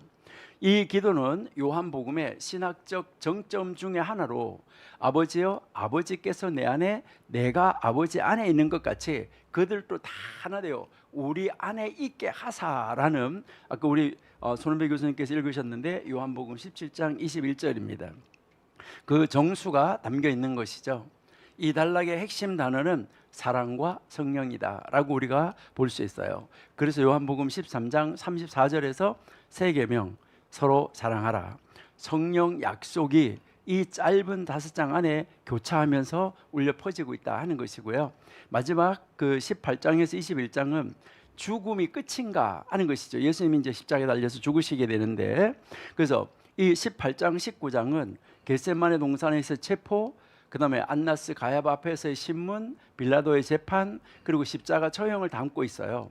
요한복음의 이 순환서사시는 공관복음과 비교할 때 몇 가지 아주 독특한 특징을 지니고 있습니다. 예수님은 끌려다니는 피해자가 아니었다는 것입니다. 우리가 볼 때 끌려다닌 것 같은데 끌려다니는 피해자가 아니라 처음부터 모든 상황을 주도하고 통제하시는 분으로 그려지고 있습니다. 내가 곧 그다라는 이 딱 그 선언 한마디에 군인들이 물러나서 쓰러지는 이 장면은 그 상징을 우리에게 잘 보여주고 있습니다. 20장은 부활의 아침을 그리고 있죠. 막달라 마리아가 빈 무덤을 발견하고 베드로 요한이 달려오고 마리아가 부활하신 예수님을 처음 만나고, 이어서 두려움으로 문을 꼭꼭 걸어 잠근 제자들에게 예수님이 나타나시고 의심하는 도마가 나의 주님이시오 나의 하나님이시라고 고백하는 이 장면은 요한복음 전체에 걸친 예수님은 누구신가? 라는 이 질문에 대한 가장 명확한 인간의 대답이다, 이렇게 우리가 볼 수 있습니다. 그리고 마지막 그 21장은 갈릴리 호수에서의 고기잡이와 베드로의 회복이 담겨 있습니다. 내가 나를 사랑하느냐? 그래서 3번 부인했던 이 베드로를 기억하고, 이 베드로와의 이 대화는 실패한 인간이 어떻게 회복이 되어서 다시 부름받는가 하는 것을 보여주는 감동적인 장면이죠. 이게 정원 목사님 설교 안에 있는 그 내용입니다. 다 이 단락의 핵심 단어가 생명이죠. 죽음이 끝이 아님을 몸으로 증명하신 바로 이 부활이 요한복음이 처음부터 선포해온 그 안에 생명이 있었으니, 요한복음 1장 4절이죠. 이 선언의 완성이 이제 요한복음 21장에서 이제 선언되었다는 것이죠. 바로 그 장소는 다시 예루살렘에서 갈릴리로 왔다 갔다 했었다 하는 것을 우리가 볼 수가 있어요. 그래서 여기서 1부의 목적은 믿게 하려 함, 2부 3부의 목적은 생명을 얻게 하려 함이다 라는 것으로 우리가 결론을 내릴 수 있다는 것이죠. 그 다음 거 한번 올려주세요. 5번 것으로요. 요한복음이 우리에게 보여줄 그 예수님을 아주 장난하게 우리에게 가르쳐 주는데, 아까 우리 손은배 교수님께서 말씀하셨어요. 그래서 우리가 요한복음을 공부하면서 우리가 어떤 예수님을 만나게 될까? 요한복음의 특징 가운데 하나가 예수님께서 자기 자신 스스로를 나는 이다라고 직접 선언하시는 말씀이 7번 나온다 하는 것이죠. 그래서 요한복음 전체를 관통하는 가장 대표적인 선언이다라고 이야기할 수 있죠. 왜냐하면 예수님 자신이 내가 누구다라고 말씀을 하셨으니까요. 그래서 이 첫 번째 떡이다, 이것은 영혼의 굶주림을 채워주시는 분, 빛이다, 이거는 어둠 속의 길을 인도하시는 분, 망의 문이다, 구원으로 들어가는 유일한 통로, 선한 목자다, 양들을 위해 목숨을 버리는 보호자, 부활이요 생명이다, 죽음을 이기고 영생을 주시는 분, 나는 길이요 진리요 생명이다, 아버지 하나님께로 가는 유일한 길, 진리, 생명. 그 다음에 참 포도나무다, 우리가 붙어야 있어야 할, 우리가 붙어야 할, 붙어 있어야 할 생명의 근원, 이것을 우리에게 보여줬다는 것이죠. 바로 이 선언들은 단순한 비유가 아니라 예수님께서 우리 삶의 모든 영역에서 주인 되심을 직접 밝히셨다는 것이죠. 그래서 전 목사님이 말씀하시는 것을 여러분 설교마다 다 들어보시면 1장에서는 태초부터 계셨던 말씀이신 예수님, 2장에서는 혼인잔치의 주인 되시는 예수님, 3장에서는 거듭남을 주시는 예수님, 4장에서는 영원히 목마르지 않는 생수를 주시는 예수님, 5장에서는 38년 된 병자를 고치신 예수님, 11장에서는 죽은 나사로를 살리신 예수님, 그리고 마지막에는 십자가에서 죽으시고 사흘 만에 부활하신 예수님. 이 모든 장을 관통하는 하나의 질문이 있는데 바로 그것이 무엇입니까? 예수 그리스도는 누구인가? 여러분, 우리가 요한복음을 공부한다는 것은 이 질문 앞에 계속해서 서는 것입니다. 그리고 그 답을 더 깊이 더 분명하게 알아가는 여정입니다. 그리고 모시고 그것으로 생명을 삼는 것이죠. 그 다음 거 한번 올려주세요. 요한복음에서 또 하나 공부하면서 우리가 끊임없이 한 가지 선택의 기로 앞에 서 있습니다. 이것은 요한복음 1장 14절에서 하나님의 영광이 나오는데요.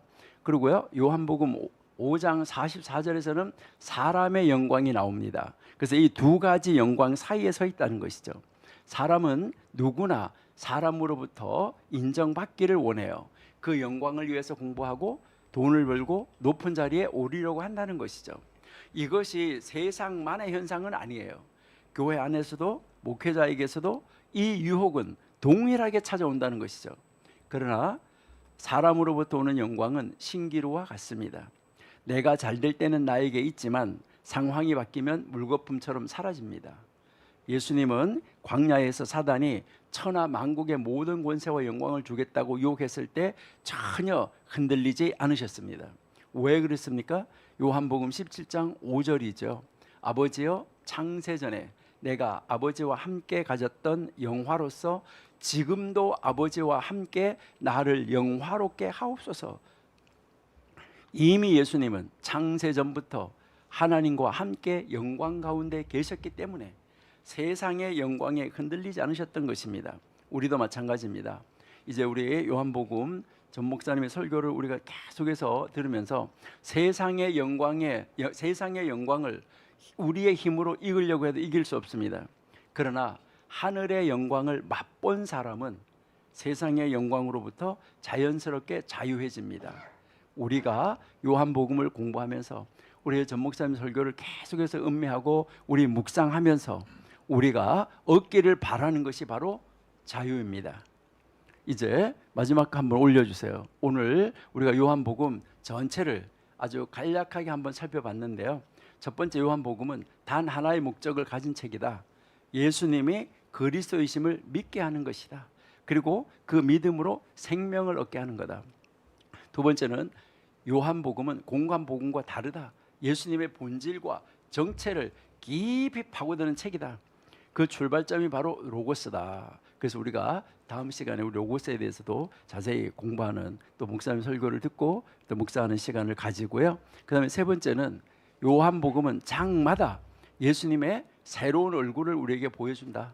바로 그분이 우리의 삶 전체의 주인이시다 하는 것을 이제 선포하고 있다는 것이죠.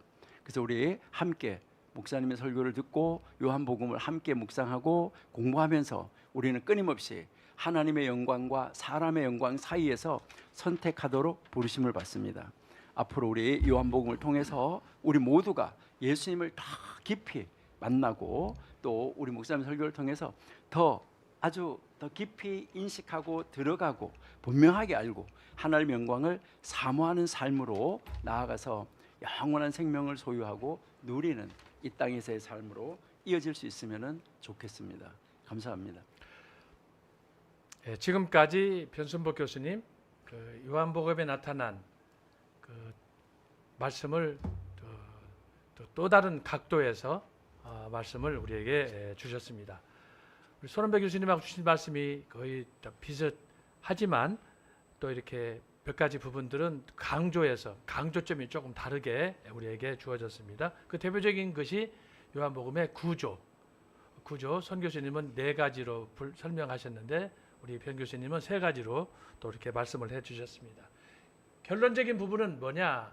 요한복음을 왜 사도 요한이 기록했느냐? 믿고 예수 그리스도를 믿고 생명을 얻게 하려 함이다. 요한복음 20장에 근거한 또 17장에 근거한 이 말씀을 통해서 우리에게 말씀을 해 주셨습니다.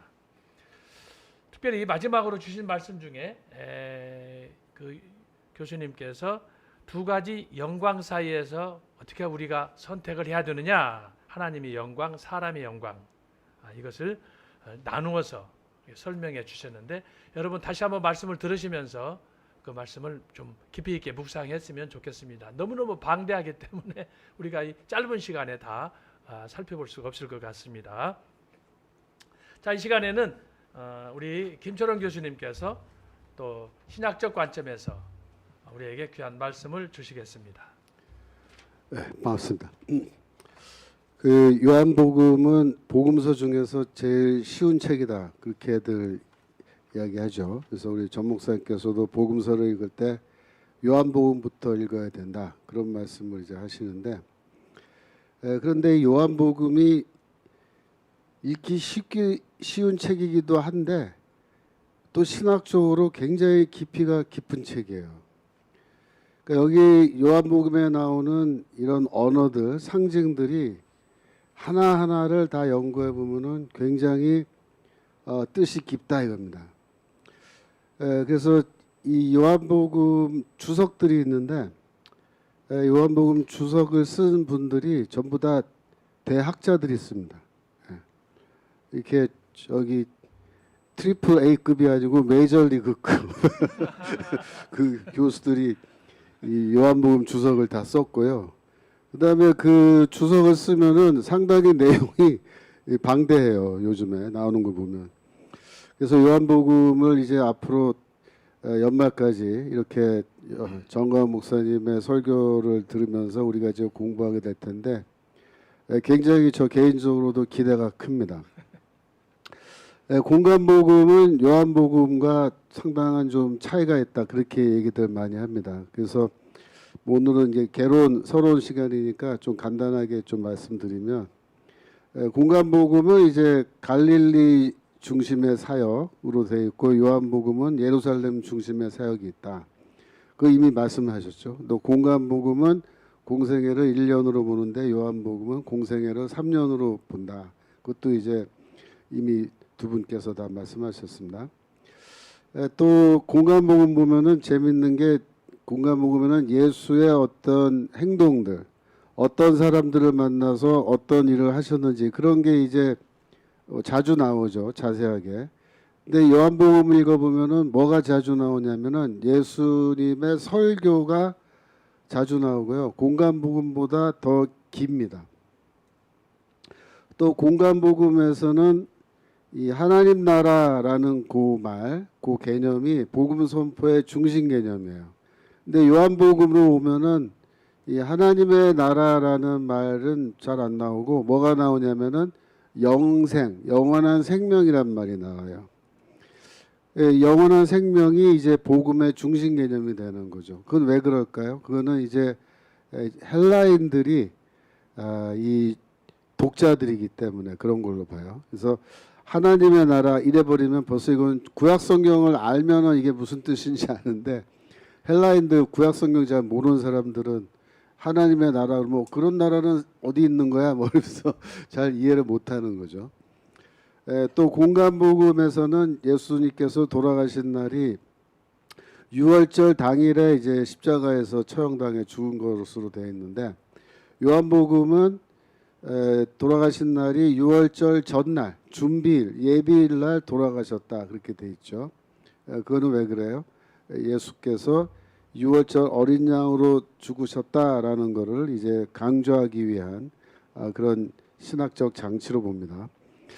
공간복음에서는 주로 예수님은 누구냐, 다윗의 자손이다, 이제 그렇게들 이야기 많이 하는데, 요한복음에 오면은 예수는 누구냐 그러면 창조 이전부터 이미 존재하시는 하나님의 로고스다, 이렇게 얘기합니다. 굉장히 차이가 나죠, 그죠?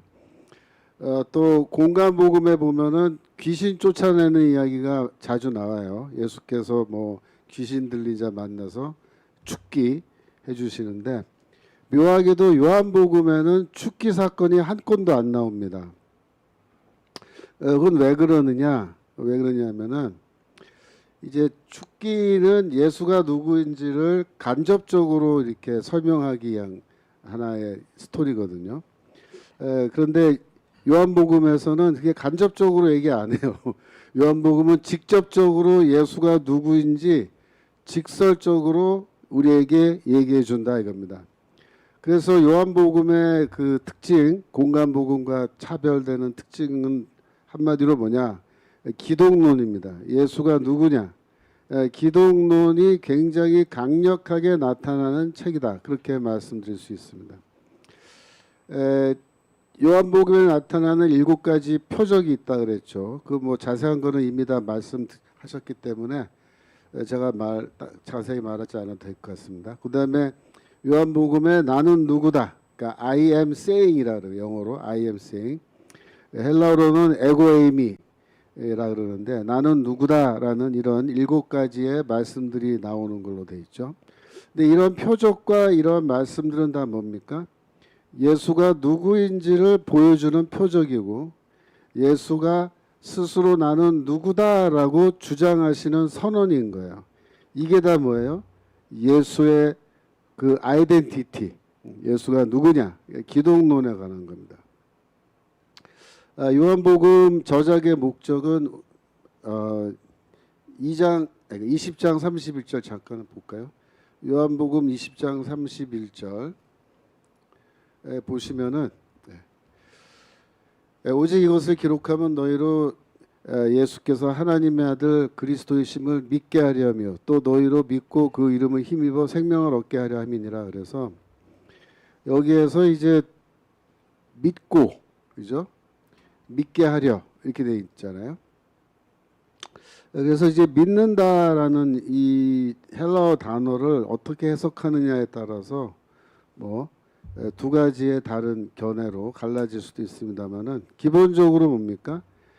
이 책은 믿지 않는 자들이 이 책을 믿고 아 예수가 누구구나 하는 걸 알고 믿게 하려고, 즉 전도의 목적을 두어서 그래서 너희가 구원받게 하려고 쓴 것이다 라는 쪽에 더 방점이 있지 않은가, 저는 이제 그렇게 봅니다. 그래서 요한복음은 이 모든 사람들이 다 이 책을 읽고 구원받게 하기 위해서 기록된 건데 그런 점에서 어떤 그 보편주의라 그래요. 보편주의 뭐냐면은 유대인만 구원받는 게 아니고 세상 모든 민족이 다 구원받는다. 그게 이제 보편주의인데요. 이 요한복음에서는 이 보편주의가 매우 강조되는 것으로 그렇게 볼 수 있습니다. 요한복음 1장 9절. 1장 9절. 각 참빛 곧 세상에 와서 각 사람에게 비추는 빛이 있었나니, 여기서 각 사람이라 그러는데 이게 에브리바디거든요. 영어로 에브리바디. 이게 뭐예요? 이게 보편주의입니다. 꼭 유대인뿐만 아니라 모든 사람이란 뜻이거든요.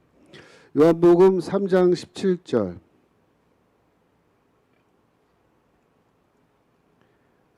3장 17절. 하나님이 그 아들을 세상에 보내신 것은 세상을 심판하려 하심이 아니요 저로 말미암아 세상이 구원을 받게 하려 하심이라. 세상이 구원받는다. 그 말은 뭐예요? 모든 민족, 이방인들까지 다 구원받게 하려고 아들을 보내셨다. 그러니까 이게 보편주의죠. 그리고 12장 20절. 거기 보시면은 이제 명절날 예수를 만나러 19절부터 보면은 20절부터 보겠습니다. 명절에 예배하러 올라온 사람 중에 헬라인 몇이 있는데 그렇죠. 그 사람들이 이제 예수를 뵙고자 한다. 21절 이렇게 되어 있죠. 그래서 이때 헬라인이 누구냐? 그러니까는 유대인들 중에서 헬라어를 말하는 헬라인이냐, 아니면 정말로 태생이 헬라인인 그런 헬라인이냐. 물론 거기에 대해서 또 약간의 논쟁이 있을 수 있지만 여하튼 어느 쪽이건 간에 헬라권에 있는 헬라 문화권에 있는 사람들이 예수를 찾아온 사건도 이것은 공생의 사건의 공생의 사역의 정점이거든요. 12장 20절이 여기에서 헬라인이 등장하기 때문에 보편주의 모든 사람을 구원코자 하는 거다 그렇게 봅니다. 또 4장 42절 4장 42절 보시면은 사마리아 여인이 한 그 전도를 해가지고 사람들이 이제 뭐라고 고백하냐면 그가 참으로 세상의 구주이신 줄 알게 되었다 이렇게 고백하는 거예요. 이것도 보편주의입니다. 그래서 이제 이런 내용들이 요한복음의 중요한 포인트로 나오고 있다라는 거고요. 마지막으로 요한복음은 역시 이제 기독론이기 때문에 예수가 누구냐라는 것을 둘러싼 예수의 정체성 논쟁이 이 요한복음에 아주 강력하게 등장합니다. 6장 42절. 즉 예수가 누구냐에 따라서 누구냐에 대해서 굉장히 상반된 견해가 존재했다라는 겁니다. 가로되 이는 요셉의 아들 예수가 아니냐 그 부모를 우리가 아는데 제가 지금 어찌하여 하늘로서 내려왔다 하느냐. 이게 벌써 이제 고향 사람들이 안 믿는 거예요. 아니 우리가 다 부모도 하고 형제도 하고 그 성장 과정 다 지켜봤는데 아니 자기가 왜 하늘에서 내려왔다는 거냐 이러면서 안 믿는 거예요. 7장 12절. 요한복음 7장 12절. 예수에 대하여 무리 중에 수군거림이 많아. 그러니까 수군거림이 많다는 것은 이제 상반된 견해, 논쟁이 벌어졌다 그런 거예요. 혹은 좋은 사람이라 하며 혹은 아니라 무리를 미혹하게 한다 하나. 그래서 좋은 사람이라는 말은 뭐냐면 참선지자라는 뜻이에요. 여기서 좋은 선지자는 참선지자거든요. 근데 혹은 아니다. 좋은 사람이 아니다. 그러니까 악한 자다 이런 뜻이죠. 왜? 무리를 미혹한다. 무리를 미혹한 사람이 누구야? 그게 거짓 선지자거든요. 그러니까 여기서부터 벌써 의견이 갈라지는 거예요. 예수가 참 선지자다. 아니다. 거짓 선지자다. 25절로 내려가 주시면 27절로 내려가 보시면 우리는 이 사람이 어디서 왔는지 아노라. 그리스도께서 오실 때는 어디서 오는지 아는 자가 없으리라 하는지라. 28절 예수께서 성전에서 가르치시며 외쳐가사대 너희가 나를 알고 내가 어디서 온 것도 알거니와 내가 스스로 온 것이 아니로라. 나를 보내신 이는 참이시니 너희는 그를 알지 못한다.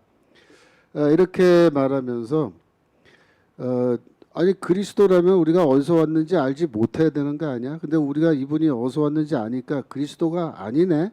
이렇게 지금 얘기하는데 예수님께서는 아니다. 나는 하나님께서 보내서 왔다. 31절 내려가 주세요.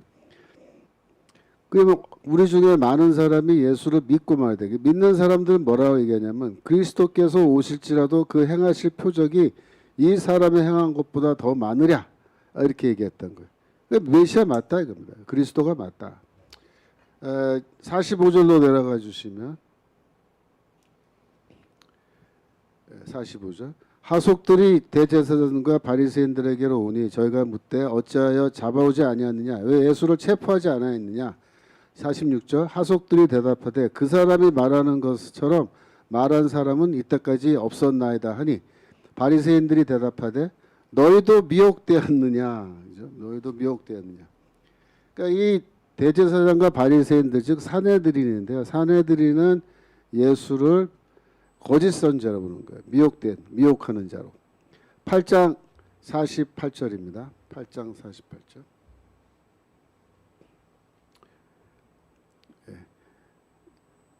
유대인들이 대답하여 가로되 우리가 너를 사마리아 사람이라 또는 귀신이 들렸다 하는 말이 옳지 아니하냐. 49절. 예수께서 대답하시되 나는 귀신 들린 것이 아니라 오직 내 아버지를 공경하면은 너희가 나를 무시하는도다. 그래서 이쪽에서는 유대인 지도자들은 심지어 예수를 귀신 들렸다. 사마리아 사람이란 말은 뭐냐면 마술사란 뜻입니다. 그 당시에 사마리아 사람들 중에 이 마술로 먹고 사는 사람들이 많았어요. 그래가지고 예수를 귀신 쫓으니까 그거를 마술사다. 예? 9장 16절. 9장 16절. 바리새인 중에 혹은 말하되 이 사람이 안식일을 지키지 아니하니 하나님께로서 온 자가 아니라 하며 혹은 말하되 죄인으로서 어떻게 이러한 표적을 행하겠느냐 하여 피차 쟁론이 되었더니 그렇죠. 그러니까 예수가 누구냐에 대해서 사람들 사이에서도 계속해서 티격태격 논쟁이 벌어질 정도로 이게 핫 이슈입니다. 10장 20절.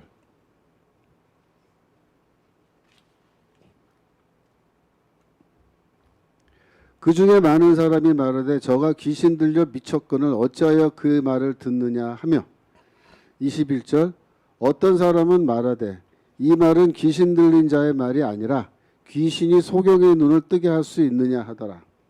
그래서 귀신 들렸다 해서 한 걸음 더 나가서 이제 미쳤다. 예수는 미쳤다. 뭐 이렇게 말할 정도로 상당히 심각한 상황이었습니다. 요한복음 10장 24절 내려가 주세요. 유대인들이 애워서 가로되 당신이 언제까지나 우리 마음을 의혹해 하려니까 그리스도이면 밝히 말씀하소서. 그러니까 의혹해 한다는 말은 미혹한다는 거예요. 예수께서 대답하되 내가 너에게 말하였을 때 믿지 아니하는도다. 25절 그렇게 말씀하시죠. 그래서 이와 같이 요한복음에서는 예수의 그 아이덴티티 정체성을 놓고 굉장히 치열한 논쟁이 그 당시에 있었다라는 것을 우리에게 말하고 있습니다. 그러나 한편으로 요한복음은 예수가 메시아다, 그리스도다라는 것을 매우 분명하게 이야기합니다. 요한복음 1장 41절. 베드로의 형제인 안드레가 이제 하는 말인데요.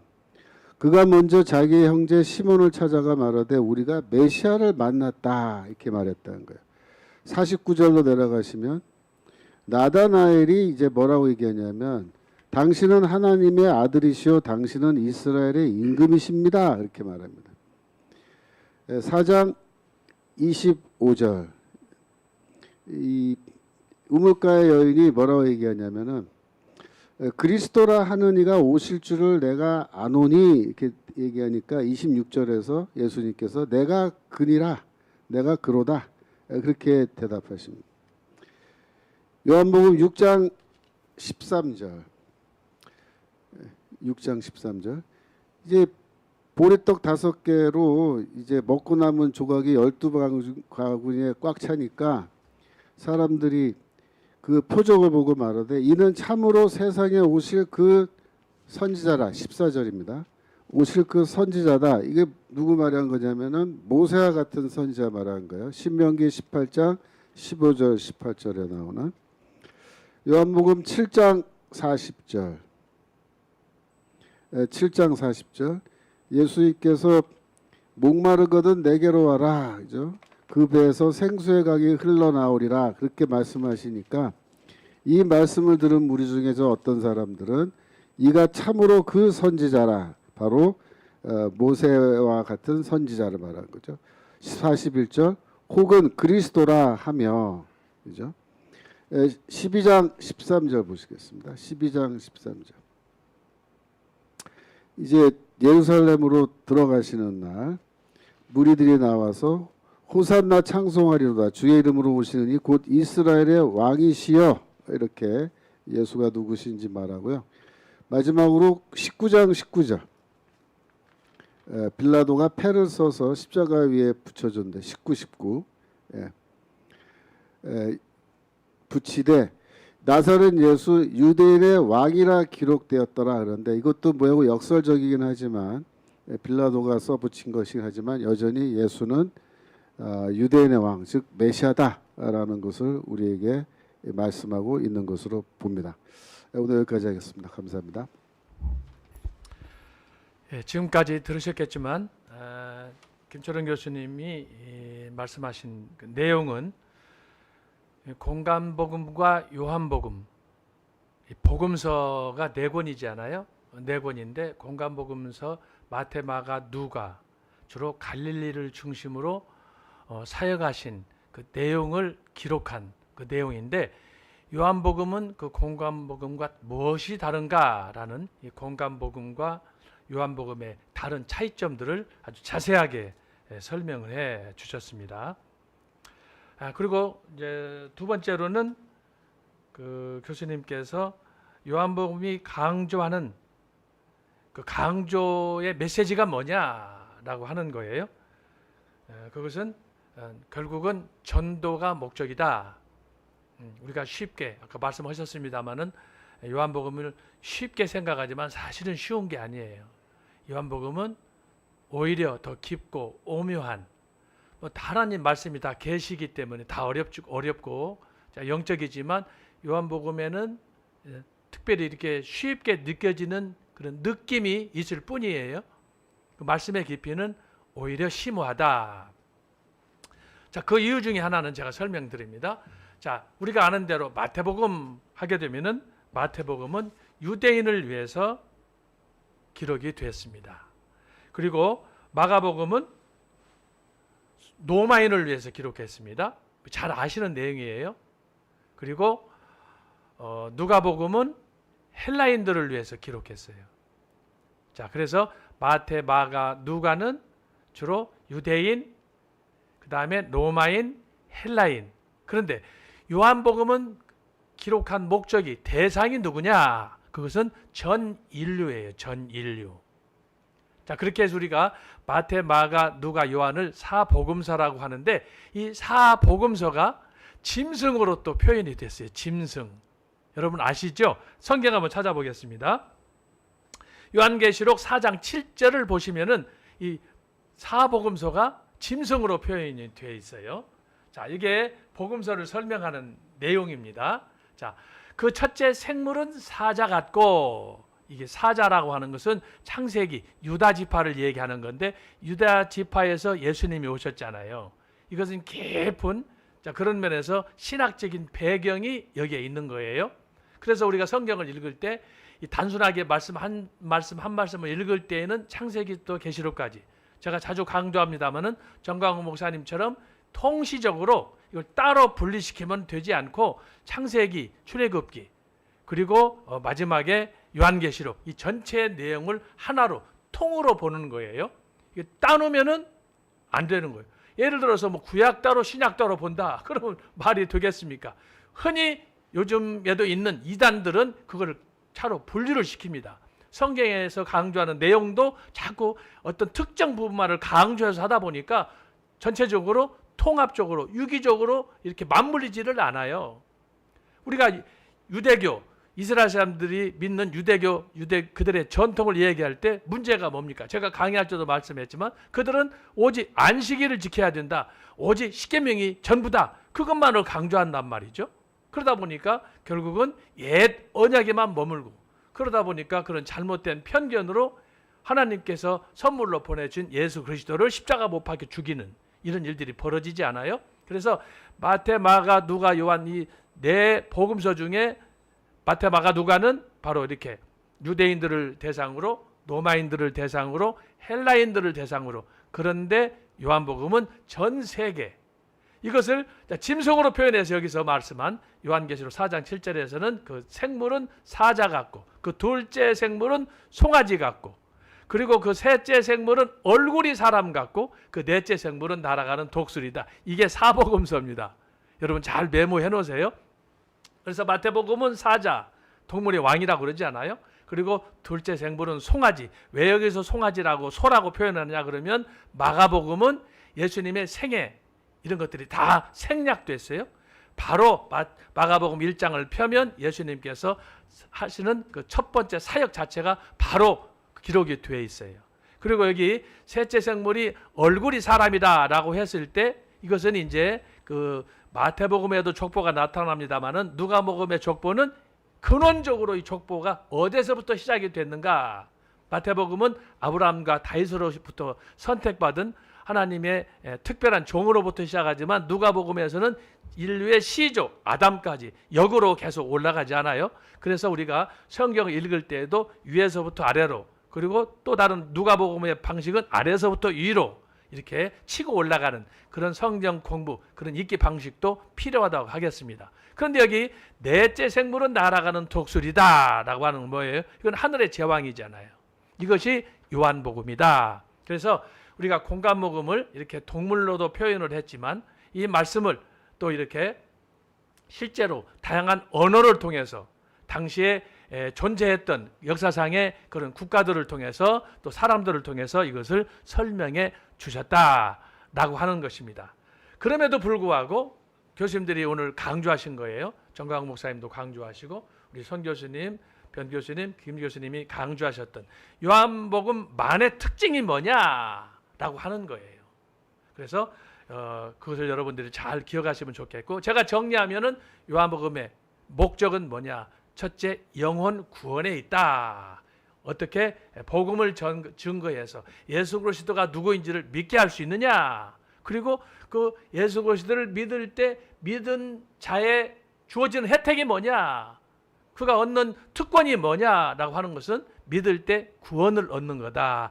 이런 얘기예요. 자, 그런데 오늘 이렇게 요한복음을 통해서 각자 다른 여러 가지 관점에서 말씀을 했는데 이 모든 말씀이 초대교회에 왜 이렇게 예수님에게 집중되어 있느냐, 여러분 그걸 생각을 해야 돼요. 응? 우리가 몇 주 동안 마태복음을 살펴봤고 오늘은 이제 앞으로 요한복음 21장까지를 다룰 텐데 서론으로 지금 개론을 다루잖아요. 복음서에서 강조하는 신약 시대에 왜 이렇게 사람들이 예수 그리스도의 실존에 대해서 관심이 많으냐라고 하는 건 뭐냐? 그만큼 하나님에 대해서 궁금한 거예요.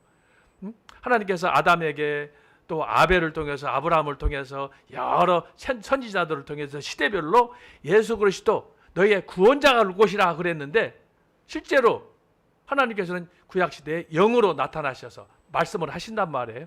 그러니까 우리가 잘 알듯이 이스라엘 백성들이 왜 이방 나라에는 왕이 있는데 우리에게는 왕이 없습니까?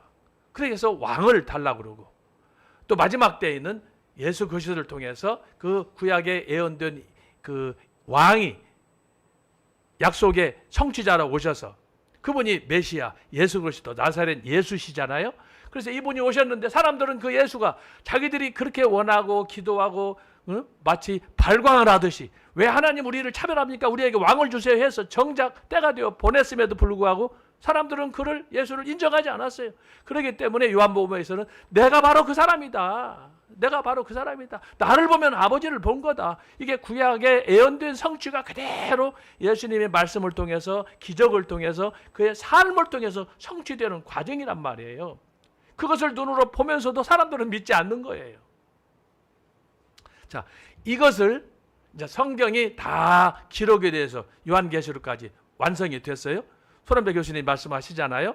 도미티안 황제의 박해가 끝난 직후에 바로 사도 요한이 그동안에 있었던 일들을 쭉 기록해 주었다라고 말씀을 하셨는데 여러분 이 모든 예수 그리스도에 관한 관심이 잘 정리된 것이 뭐냐? 우리가 늘 예배 시간에 고백하는 사도신경이에요. 복음서에서 이렇게 강조되었던 내용이 예수님이 하늘로 승천하시니까 사람들이 또 궁금한 거야. 그래서 사도들이 그 다음 세대의 사역을 해 나갈 때 얼마나 어려움이 많았겠습니까?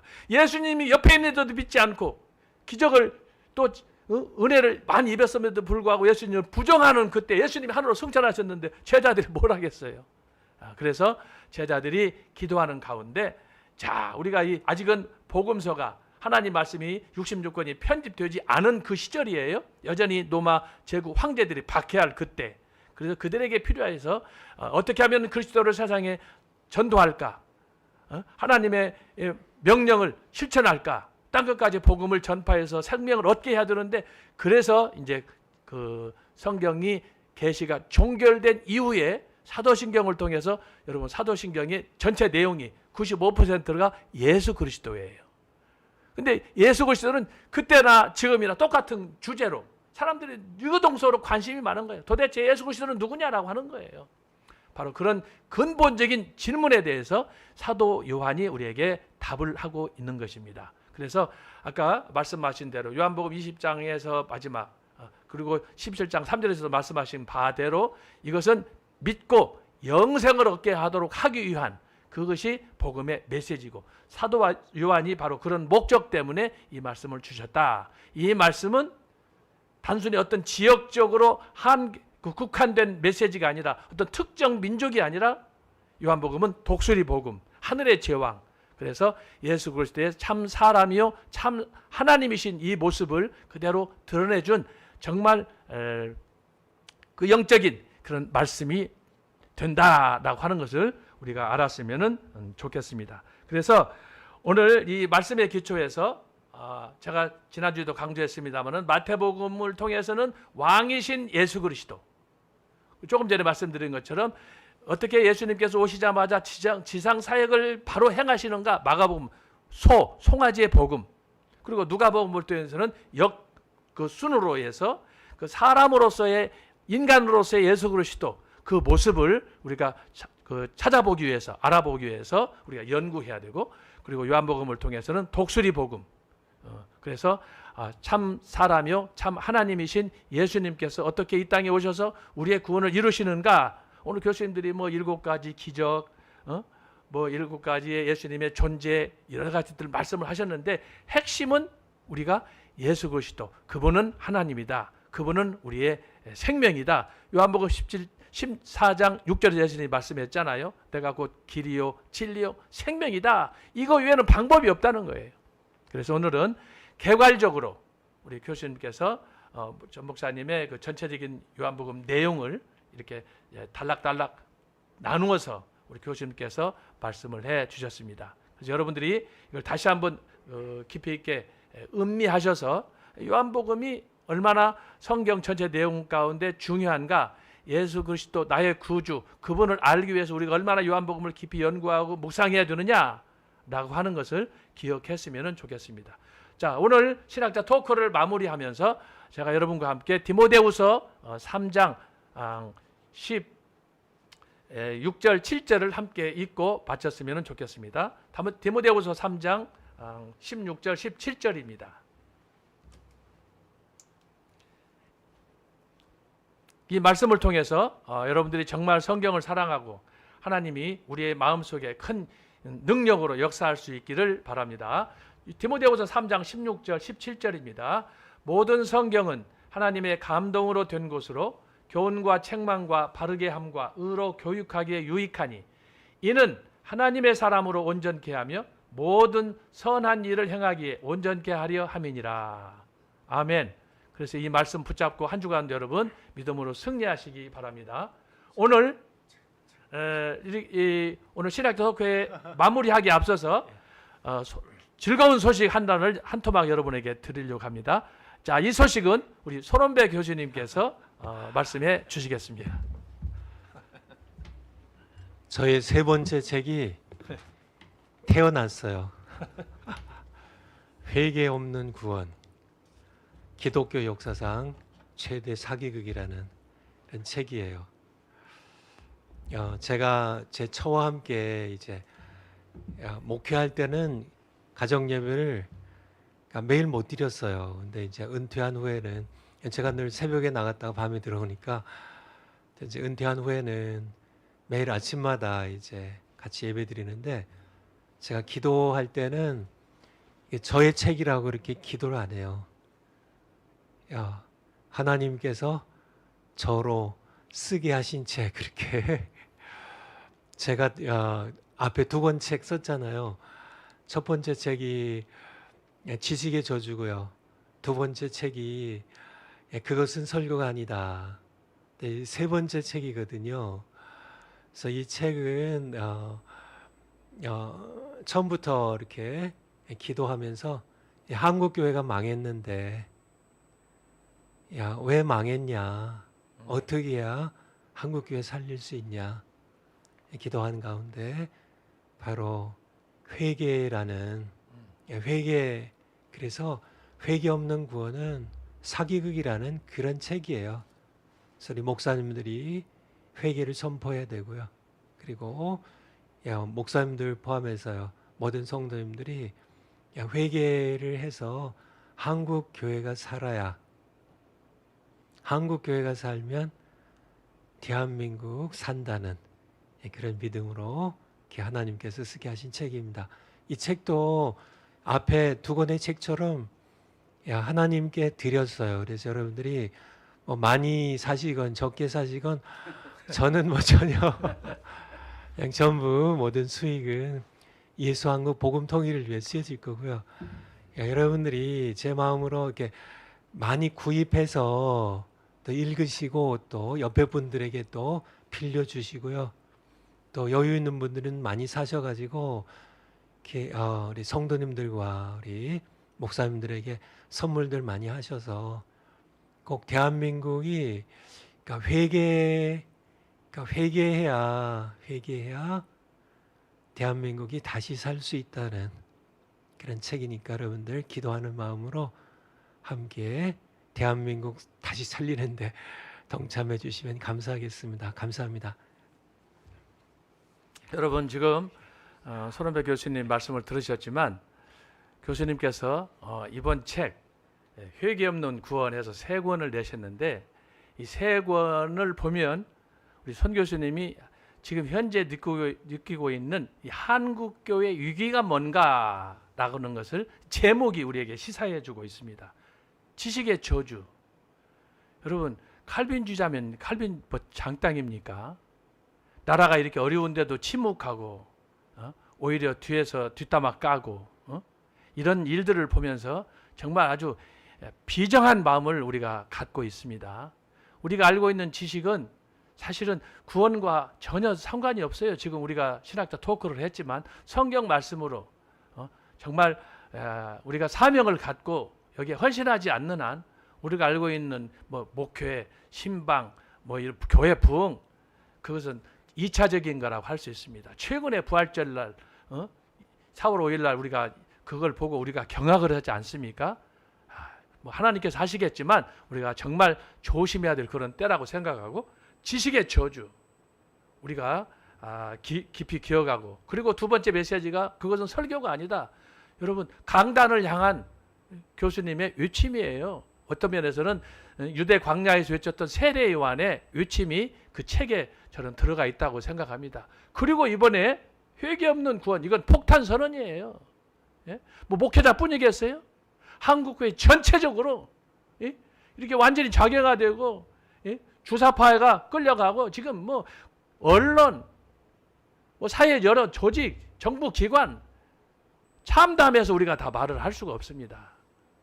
뭐 다른 거 다 차치하고 회개하고 하나님 앞으로 돌아오는 미스바의 역사가 일어나지 않은 그런 대한민국은 소망이 없어요. 지금 방금 교수님 말씀하잖아요. 그래서 어떤 면에서 이번에 출간하신 회개 없는 구원은 한국교회를 향한 폭탄, 원자폭탄입니다. 원자폭탄. 이것을 여러분들이 잘 아셔서 아까 교수님은 빌려주라고 말씀하셨는데 절대 빌려주지 말고 하나씩 다 갑으로 가지시기 바랍니다. 한 분도 알렐루야 아멘이 없어. 아멘, 아멘. 예, 그래서 여러분이 정말 우리 교수님께서 정말 기도하는 마음으로 목회하면서 깨달았던 이 처절한 어떤 면에서 신앙 고백서예요. 한국 교회를 향한 여러분이 특별히 기억하셔서 갑으로 다 한 권 두 권 사시고 선물도 주시고 절대 빌려주지 마세요. 그래서 선물로 다 기부하시기 바랍니다. 존경하는 우리 방청객 여러분, 오늘 매주 금요일 오후 4시부터 시작됐던 신학자 토크 오늘 이렇게 해서 마무리하도록 하겠습니다. 마무리하면서 우리 손원배 교수님 또 변순복 교수님, 김철영 교수님 저 여러분께 인사 올리고 오늘 신학자 토크 마무리하도록 하겠습니다. 여러분 함께해 주셔서 감사합니다.